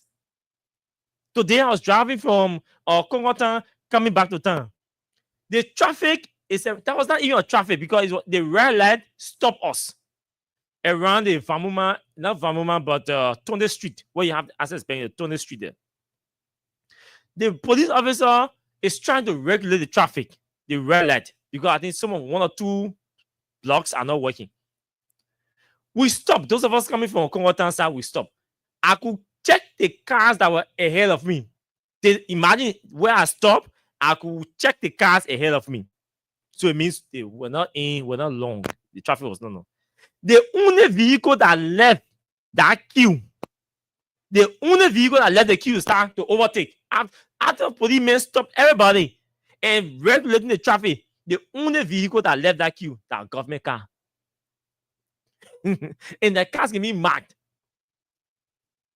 Government vehicle, I go look at the vehicle. They not even have ministry vehicle or ambulance. I go see on a small arms or PBCC vehicle. I told the boy in the car, I say, you see, why this country will not go anywhere? Instead of the government officials setting being examples to the citizens, they are compelling the citizens to be examples to them. When the citizens violate the laws, they chase you like a criminal. But they found pleasure. They found comfort, so much comfort in violating in doing the wrong things. So all these vehicles that are in queue, they are all registered, insured, they're plated. People pay revenues. People pay taxes, fees. They're in the queue. Then you overtaking. When 2 or 3 other private vehicles decide to join you and overtake, the policemen will arrest all of y'all and release the government car and keep y'all with the private vehicle plates. Then they will say, you're not supposed to do it. When will we start setting example for our people? But we always chasing it. Look at the motorcyclists today. Do you know motorbikes are coming to town and they are calling police officers' name? When they come and call your call, what are you in a 1 day motor buyer? What are you in a 2 days motor buyer? What are you in a 3 days motor buyer? Then they allow you to cross. But when your motor buyer is now you in a 32 or you in a 47 or you in a 40,000, they will not allow you to cross. That's what they're doing. Then in the enforcement of the no-go zone, they killing motorcyclists. Why will you kill to enforce law? To prevent severe offense? Human being must die? Look, I don't get it. Enforcing the no-go zone, no motorbike coming to Morovia, they're not crime. When a motorbike rather violates this order and comes to Morovia, it is not a crime. He commits no crime. He commits no crime. You institute an administrative measure. That is just an administrative policy. It's an administrative measure. Say, don't come to town. Even it is a punishment. It's just a punishment. Because something accident happen, the people your misbehave, you know what I mean? Don't go to bed, don't go sleep. You know what I mean? I won't see you in a kitchen again. That's temporary ban. Just to enforce a temporary administrative measure, my people, you're killing motorcyclists. So where is the training? Where is the training? That's what I said. The military is extremely tolerant. The police is on the opposite. The police is extremely intolerant. I can feel for the few ones in the police that I really regard. They're spoiling all your names. Because some of the violations can come from the top. Some of the violations. Do you know that police officer, a police commander, can get suspended or say stand down? One man can way up there. He can't put police commander on stand down. You go ask him what happened. They respect the police. They respect their superior. What is the disrespect? Oh, they mean we receive instruction that no motorbike should pass the bridge here after 2 o'clock. That instruction comes from the police authority. Say no motorbike should cross the bridge after 2. Motorbike comes to the bridge. The police people arrest the motorbike, impound the motorbike. You need 48,000 telephone. Yeah. CO38. Then you need 4,000. You are under instruction to release motorbike. No, they call for motorbike. To release motorbike, mag, blah, blah, blah, blah, blah. You need 38. I mean, CO38, but gee, there's a difficult man. Choice are raised. I don't want. We can. The men who told the men. The men are strict policy. 50 say not 50, but 100 say 100 say that 50 are strict policy. Even a man shouldn't release motorbike that cross the bridge after 2 o'clock. He said, "Oh, you argue with me? Okay. Call the call. The next thing you see stand down on HR. HR, man, you better you on stand down for doing the right thing." So the violation of our laws in this country, they come from the top. They start from the top. From the top. But they chase civilians into death. They chase the ordinary motorcyclists into death. Then they say the people violating laws.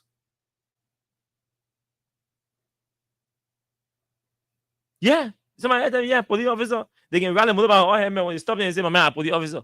But the law is saying when you police officer, you should ride motorbike or helmet. That one I try can see them. When I ride motorbike, I can be the first to ask for helmet. I can be the first. That's the rule. That's the law. I remember when Greg Coleman became police director, the first time on Eddie, the first thing he told all of us, he said, my man, I get your Karen. You don't call me to tell me anything. I don't hear no complaint from you and call about registering car, not having driver license. I don't hear that thing. You call me, I will disrespect you, or you when you bring it on, answer your call, and bring it on, I'll come and call on you. You get your car, you go register your vehicle, because I will not compromise people driving car without valid driver license, with all your vehicle being registered and being insured. And you can come and say, oh, because you're my friend. And no, he said, I will not go do that. I remember the first time I put it out, and he told all of us, we're clear, he told us. So I'm saying this to say, when you start enforcing the law from up, hey, you don't have to go down to enforce. The ordinary people will see it and they will do it. The only reason why more and more Liberians are taking the laws in their own hands, the justice minister said that. Listen to him. Listen to the minister of justice telling you why more and more Liberians are taking the laws in their own hands. Let me check my lens. See what I've exhausted everything. Yes, I've exhausted everything. Strategic that I exhausted all the topics. Listen to your minister of justice. Listen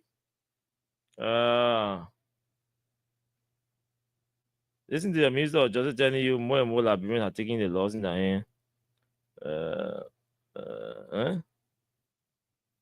Listen to him. Let me get it from here. Listen to him.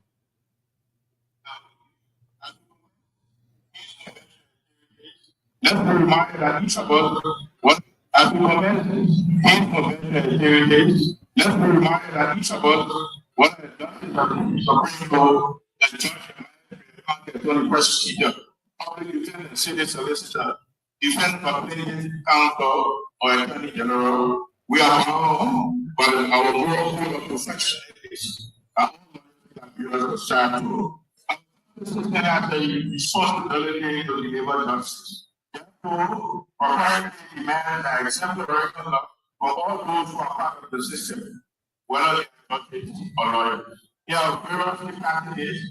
We must remember that liberty, the pursuit of happiness, protection of property through legal processes, and the disposition of of justice requires the utmost professional standards from each of us. We are seeing in our society the level of mistrust that is being communicated to us as legal practitioners. And when we have shown that more and more Nigerians are taking the law in their own hands. Do you hear him? Do you hear him?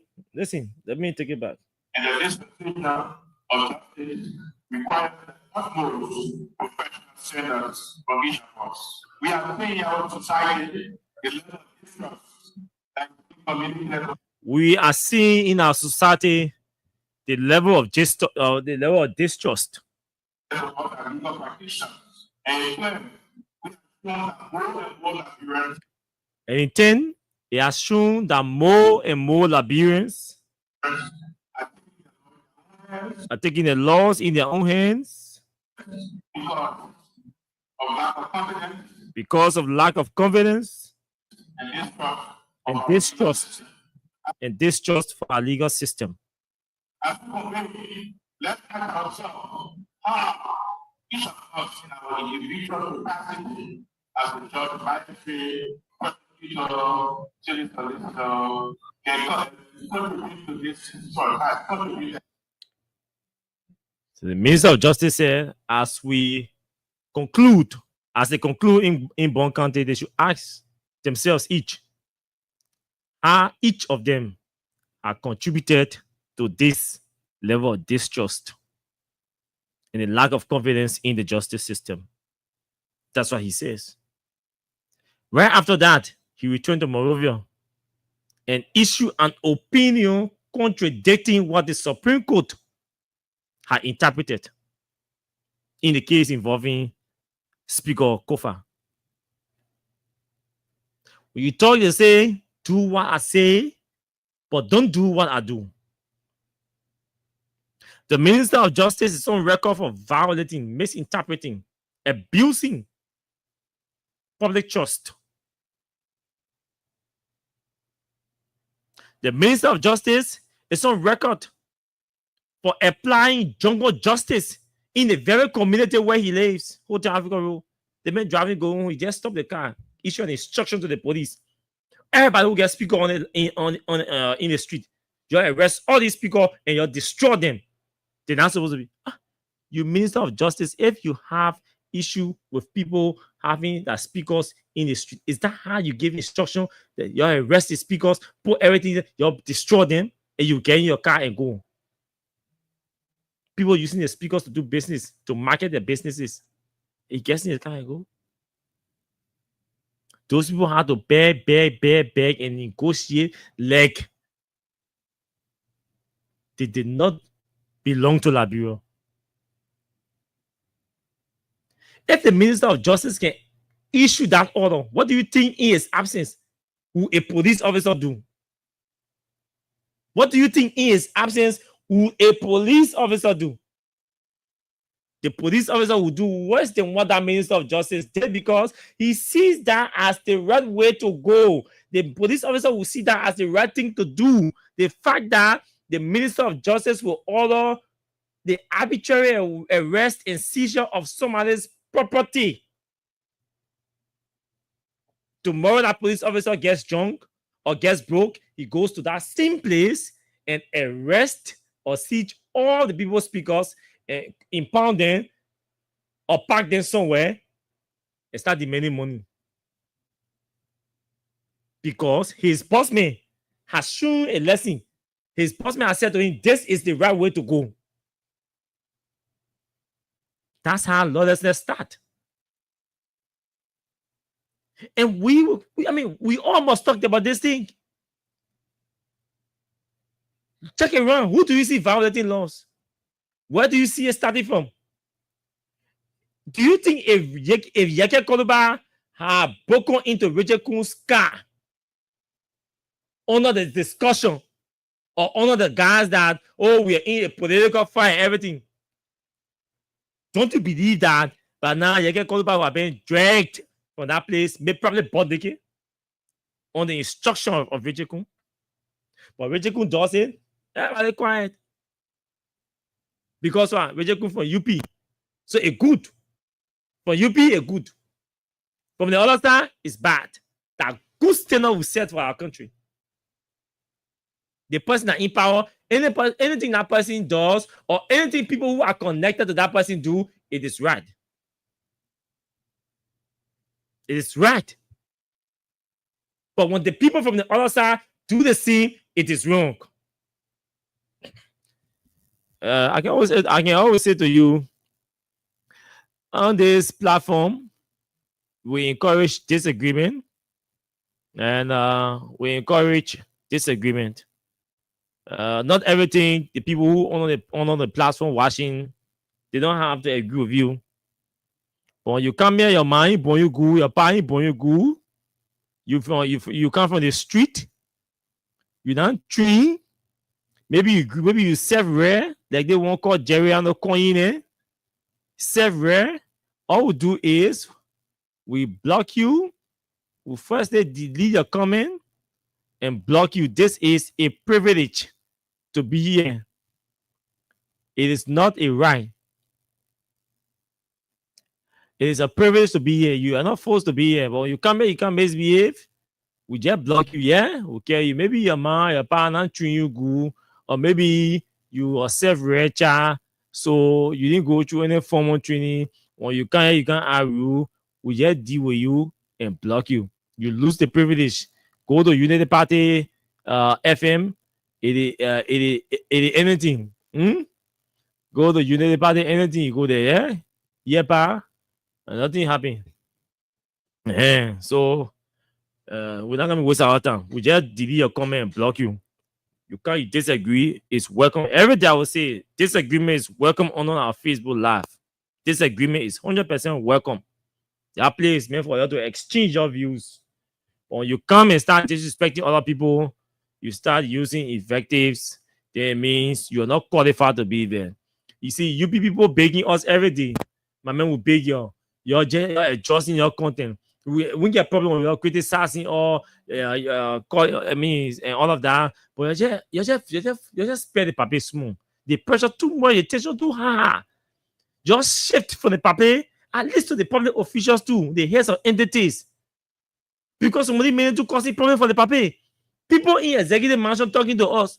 People in the president family talking to us to tune down on him, to shift the debate to the president, to the cabinet members. There's some of y'all wake up in the morning, y'all even get food to eat for yourself. Then you can't, you won't be acting rude. You see, poverty, some people will just live in poverty. Poverty even mean you get food to eat. When you are ignorant, ignorance is a form of poverty. You pour in knowledge, not only in health. So some people are complicated poverty. It's a complex problem. Medical poverty, food poverty, poverty. So it's a mixture of all I want to give. So yeah, man. But let's go to the telephone lines and pick us. But folks, so let's conclude on this note, right? Now, on today, I was riding to town and I saw the crowd that I saw around Lockington Cinema. When you get to the Lockington Cinema and you get to Freeport, if you have an empty vehicle, you'll be compelled to pick people up. You'll be compelled to give them a lift. And at times, my boy can be in the car laughing, making fun. Manager, wait, let me be looking. I can see people.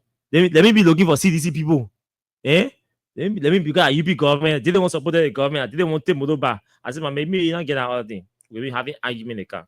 So how you see somebody and know the person at CDC or the person at UPS? These people need vehicle. They need ride to go to town. Some of these people have to go to work. Some of these people say I just 170 after the junction it drops. You can't be looking for CDC and UP people. Somebody, you see the kids in the uniform going to school 8:15. They are still in a standing waiting for a car to go to school. Their parents with them or their guardians with them trying to get them to town. Myself, I'm a victim. on Friday and today. Victim. I was telling him last night, I have to start getting up 5 o'clock in the morning now to bring Austin to town to school. Because Friday, Austin came to school almost 8 o'clock. Today, again, he went to school around 10 minutes after 8.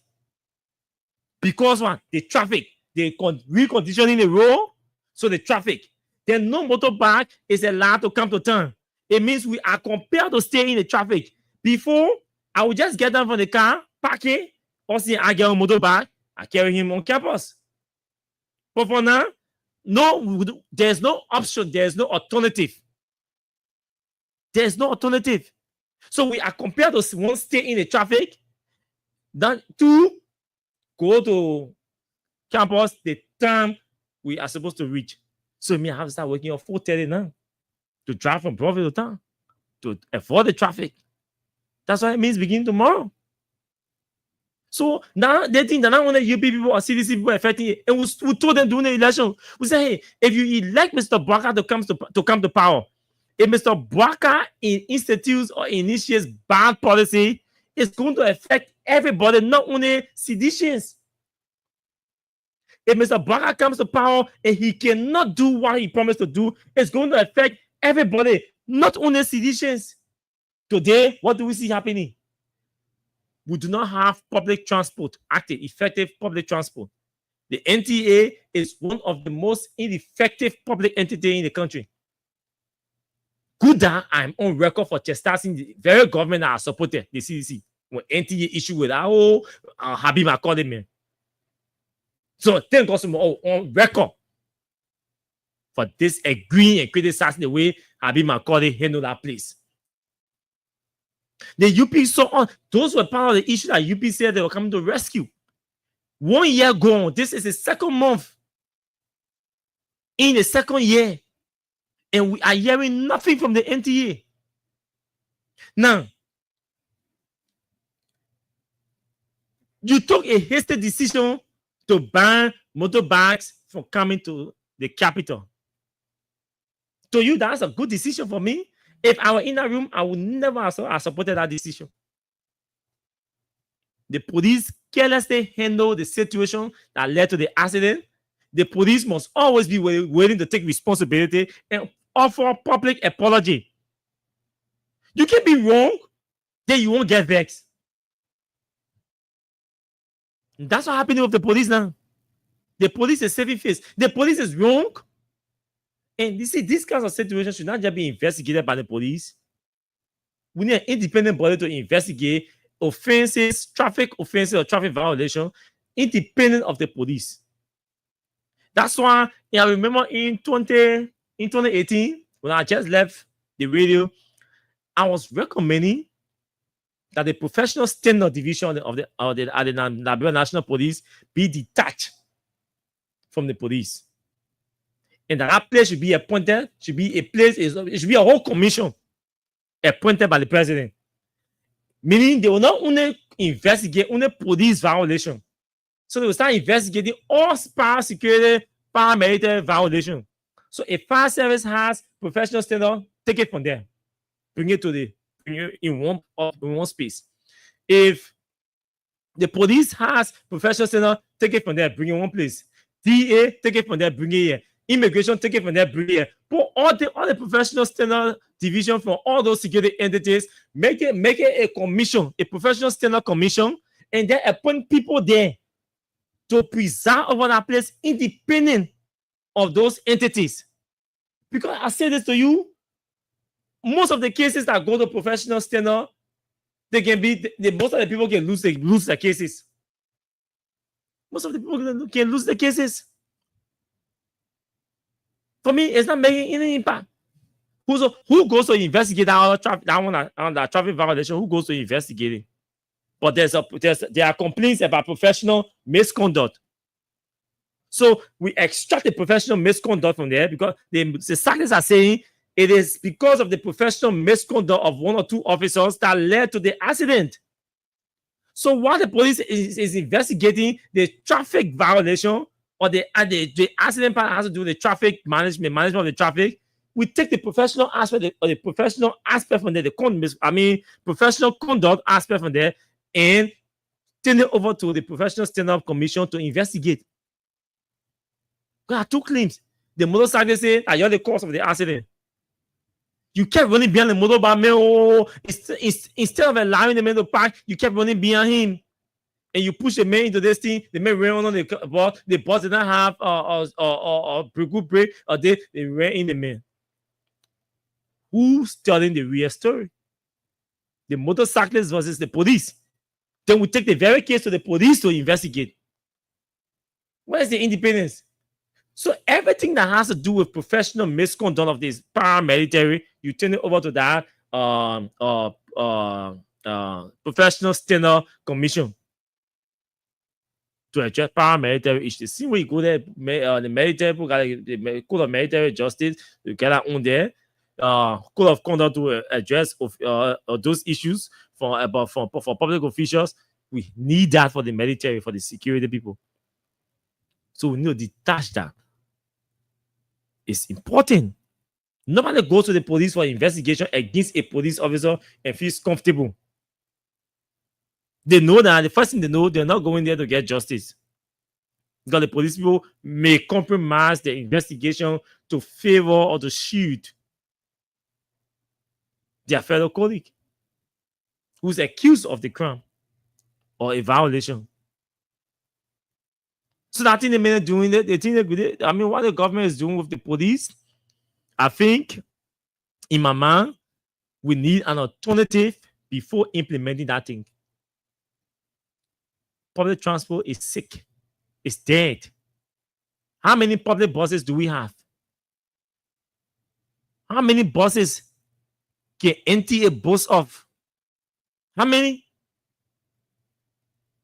To effectively commute between Monrovia, Raleigh, and Somalia Drive, and Douala, and come back. Providence back. How many do we have? No. Then you ban motorbikes. You are hurting the economy. You are hurting the people.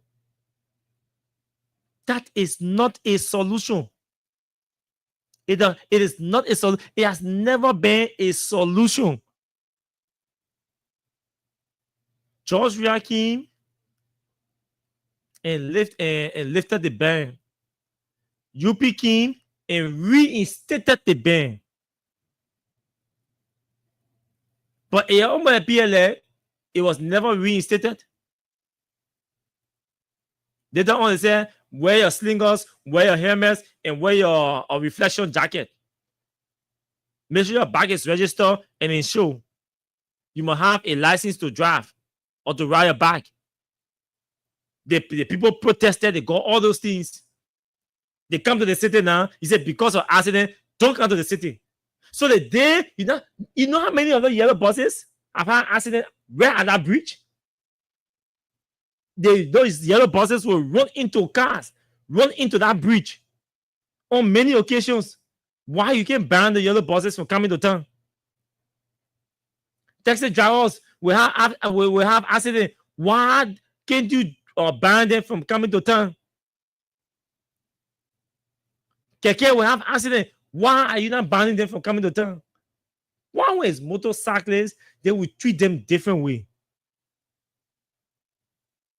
Why? And like I said to you, I'm a victim of the motorcyclists reckless and careless way of driving. They run into you, break your view mirror, and pass. So when they pass again, you send a finger. They pop at you. But again, if we do not want them in the center city, good idea. I will celebrate if they are not in the center city. But I will not celebrate if alternatives are not provided. We need alternative means of transportation to fit in for the motorcyclists. Until we can get that, this is a perfect alternative. Let's use it. Let's regulate it until we can find a more safer one to do, and then we can get rid of the motorcycles from flying the cities. But we can't do it abruptly because accident happened. They see motorcycle you kill. The people say no, one kind of city to come around. You don't ban off for coming. Today, in the enforcement, I'm told another motorcyclist got killed right down Crown here on Broad Street. Crown here. Because police enforcing. They see what they were enforcing the man, running behind the man fell down. I'm told he died. I have to confirm that because I got the video, but the video doesn't know that the person is dead. But the way the police heard the man say and chewing the pickle, they chew the man in the pickle or dead cow meat. You know, I got the video. So we'll talk to the people that is zone 2. So I'll talk to those people who my friends who I know from zone 2 to confirm whether that person actually died. Or you know, whether that person actually died or the person is under critical condition.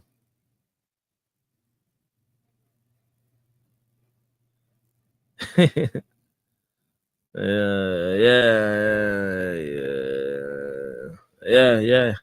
You know, so folks, let's take a few calls and then we can go home. But I feel for those people who normally we see standing on the sidewalk in the morning, coming to school, to their workplaces, some going for job interviews and all of that, and you know, they have to come late to their different interview or their different appointments. It is actually a sad thing, and we have to look into it as a system and not just as a political party thing. Today, my smallest, they only get in my family. And incidentally, they only get in my family. I had to pick her up from Freeport because I dropped my mother-in-law. She was standing right there. She lives Quebec. So I started laughing. I said, you see to me there? You say we should be looking for CDC and UP people. And guess what? The phone is, man, this is that UP woman. She's over there UP. So I said, you're looking for UP and CDC people. Then man, this is only get in my family. That was there, UP woman. And she's staying in South you, our papa. Suppose I pick up, suppose I identify so CDC people now. Then see my sister here. Yeah, you know, so we laugh about it. So this thing here will not affect one group of people. It affects CDC people, it will affect UP people. I know it's painful to say this, but that's the reality. The government can tell me it is unable to get a lot, at least $1 million to NTA to procure buses. The government can tell me that just to procure buses. You can tell me that the government does not have that money to allot at least $1 million. Say, my man, I beg you, Edmond Foy, you start with a $1 million.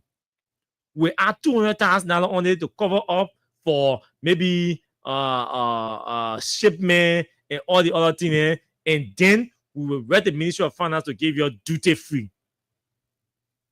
Because certain things should be treated with emergency.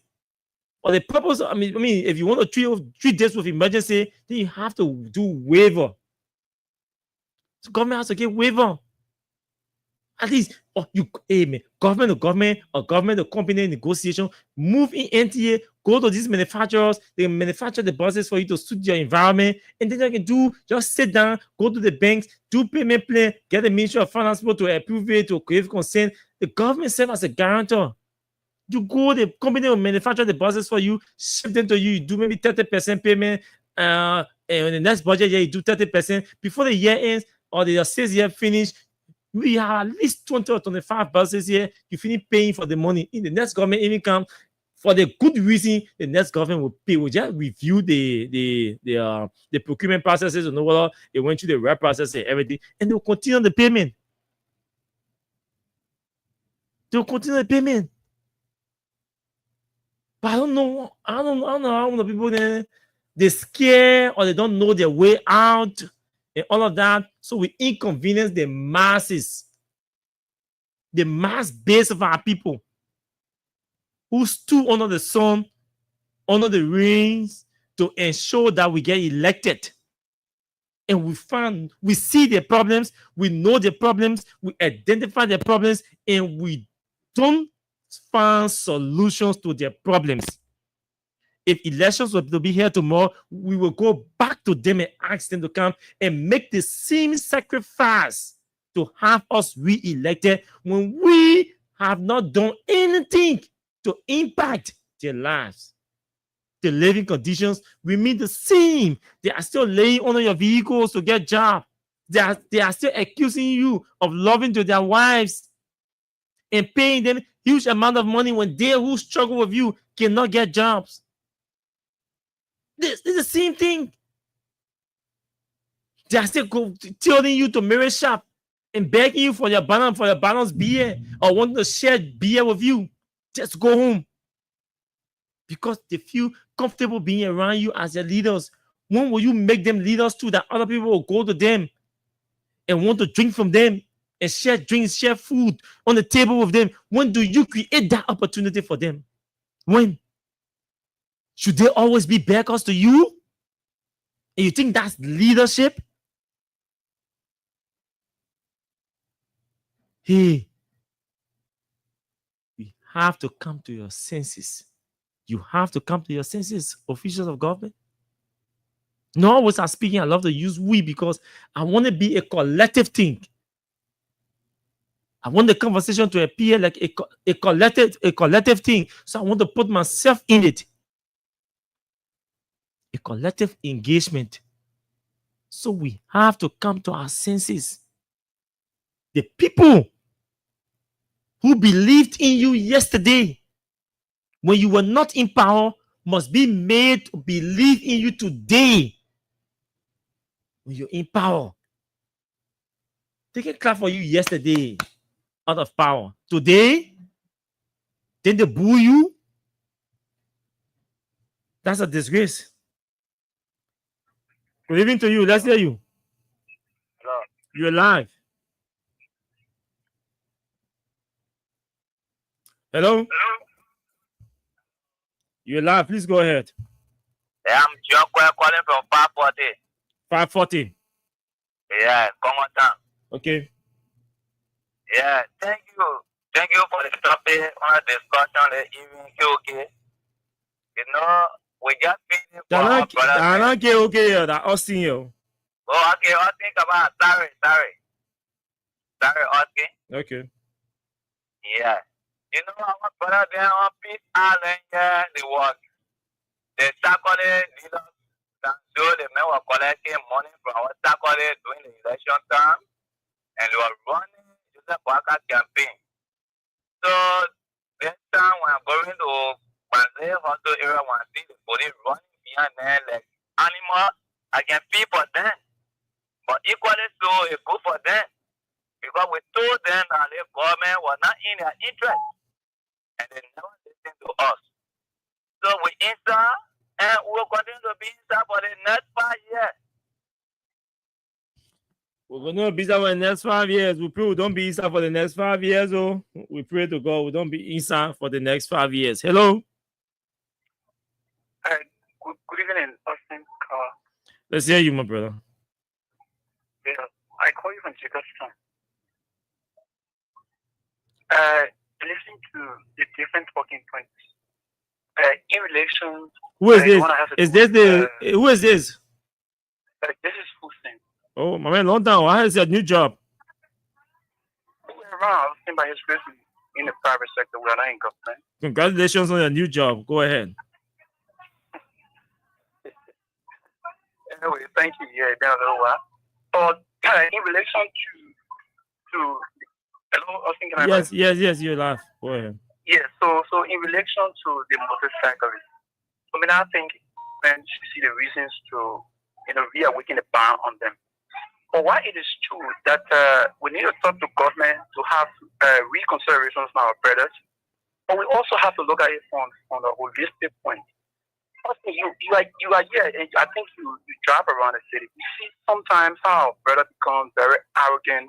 Sometimes even their actions, some of them, not every one of them, there are some responsible guys who are college students, some of them university graduate and things. They are riding on the back. But there are some of them who does not even care about human feelings. They mistake sometimes when they do those things, when you talk, they insult your parents and every other thing. So I think the government have to put policy in. So this is why one of them were on one of the sister shows today. I told them, you cannot have a union where you guys are leaders and you cannot regulate those of your members, right? He said, look for the audience with Greg, and Greg has said you will not settle them only because, I don't know, whatever personal reasons they may have. So I told him, if Greg will not seek an audience with you, the leaders of the motorcyclists, you can go to the Ministry of Justice, right? Just the minister can summon Greg, and you guys can sit around the table to see how best you can move forward. But you can have a group in which, of course, some of your members misbehave on government, even private citizens, and you cannot checkmate them. So when government come up with some of those high court or decision, then it becomes a problem. So we affect everybody, like you said. It's not going to affect only citizens or United Partisans. It's going to affect every Liberians. We know who commit from one end to another on a motorbike. So it will affect everybody. But what we can do as leaders, let us sit around the table to see how best we can move forward. But I know government will have consideration on them, and this is the way of surviving. So government will not just come down and like that, but there should be some policy and regulations that will guide every one of them, as to moving forward. So thank you, the government. We show that the bar is really lifted. Thank you very much, Hussein. Hussein has a new job. I will tell you where he now works. That's why he does not call regularly. I will tell you where he now works. Hello, let's hear you. Hello. Oh man, play everyone call on the show, yo. Hello. Passing? Yes. Afternoon. How are you, my brother? Yeah, something that already touched me tonight. It's no army guard. They didn't know the general order. They should not even gone to the station. Those guys should be with them and put them in MP quarter. Put them in MP quarter. Let them put them run there. I can't wear that uniform and go to a police station. They are stay. There's somebody. No, it's a challenge, man, to the army. I know. I would not be trained. I trained to kill. I'm not trained to come play phone with anybody. When you violate me, I will take action against you. Tell those gentlemen, lock them up to our headquarters. Let the parent then come there. Okay. I know. I can understand that thing, yeah. It's strange. Let's talk. Abby, go ahead. Hey, Austin, good evening, man. Good evening to you. Thank you for the show. No, Austin, let me laugh at Austin Kevin forever, man. The man in the picture now, my man. So the man got caught again. The man got caught again. He got up here, boy. He got to in private sector. We don't want no drug. My man, I wish you could love me, brother. And that's it. Take it easy, my child. Other police now on the car, not easy, brother. It's not easy. But see, let me just tell you about the motorcycling. Yeah, it's not easy. I know a lot of people that are way of committing from one point to another point.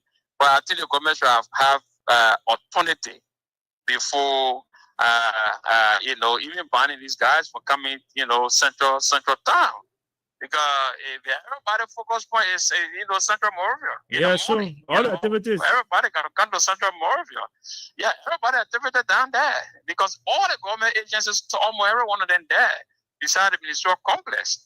You got to have authority. I don't know when the 300 a lot of buses then coming, but I don't know. I got to. But when my brother knows, I'm guessing. So people want to throw one. So fresh, you can say, I collect it. Yeah, but also before I leave, right? The reason why some of you guys get faced today to talk about the government agency because even the government that you were supporting yesterday, you talk against them. Oh yeah. That's the reason why you have to face today to talk about them when you see the wrongdoing.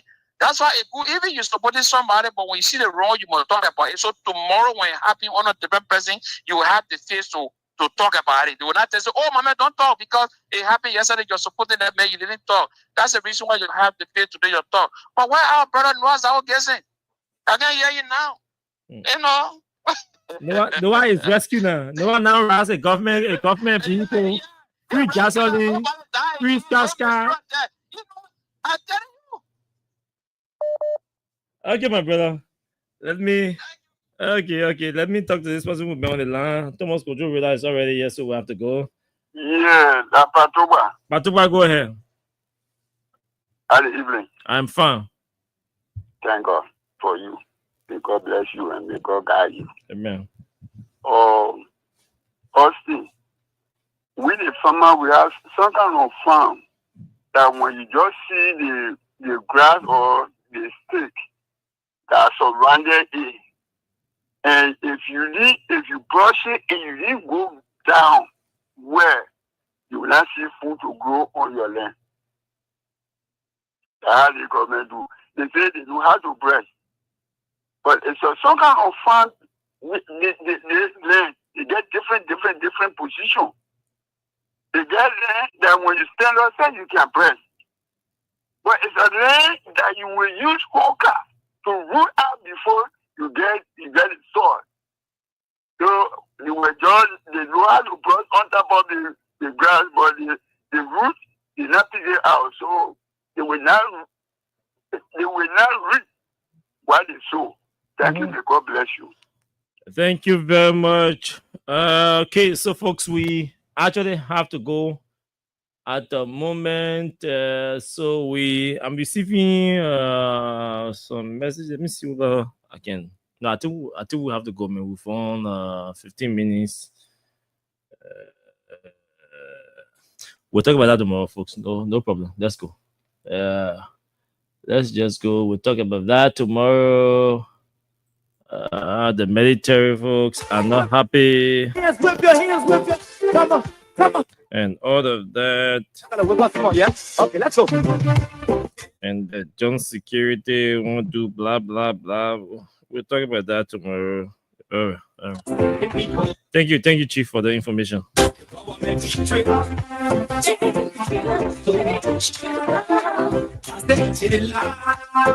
But yes, that's all the time we have to be with you tonight.